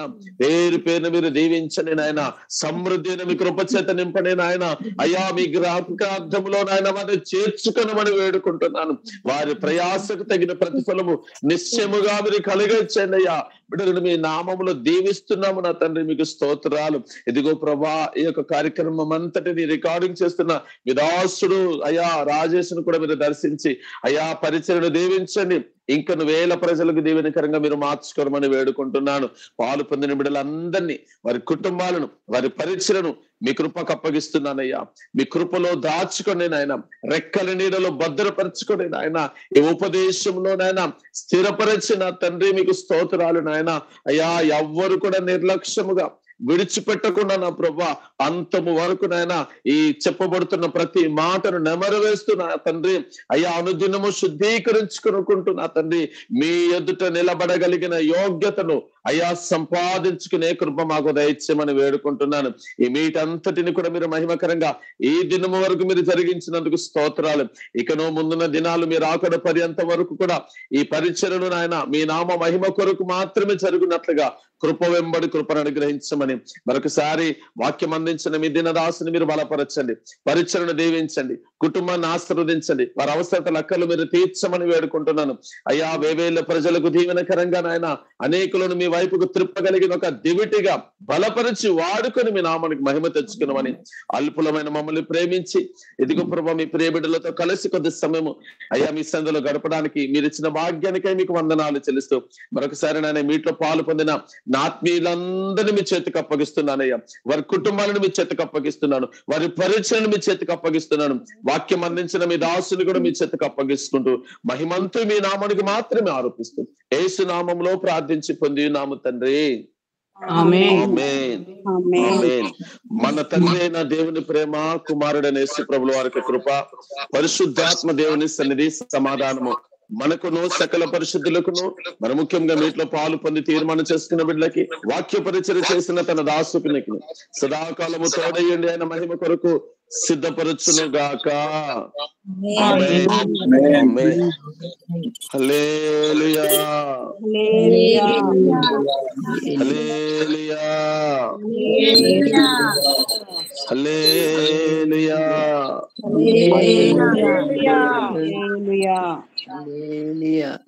అమ్మ అందరికి వందనాలు. ప్రైజ్ అమ్మా.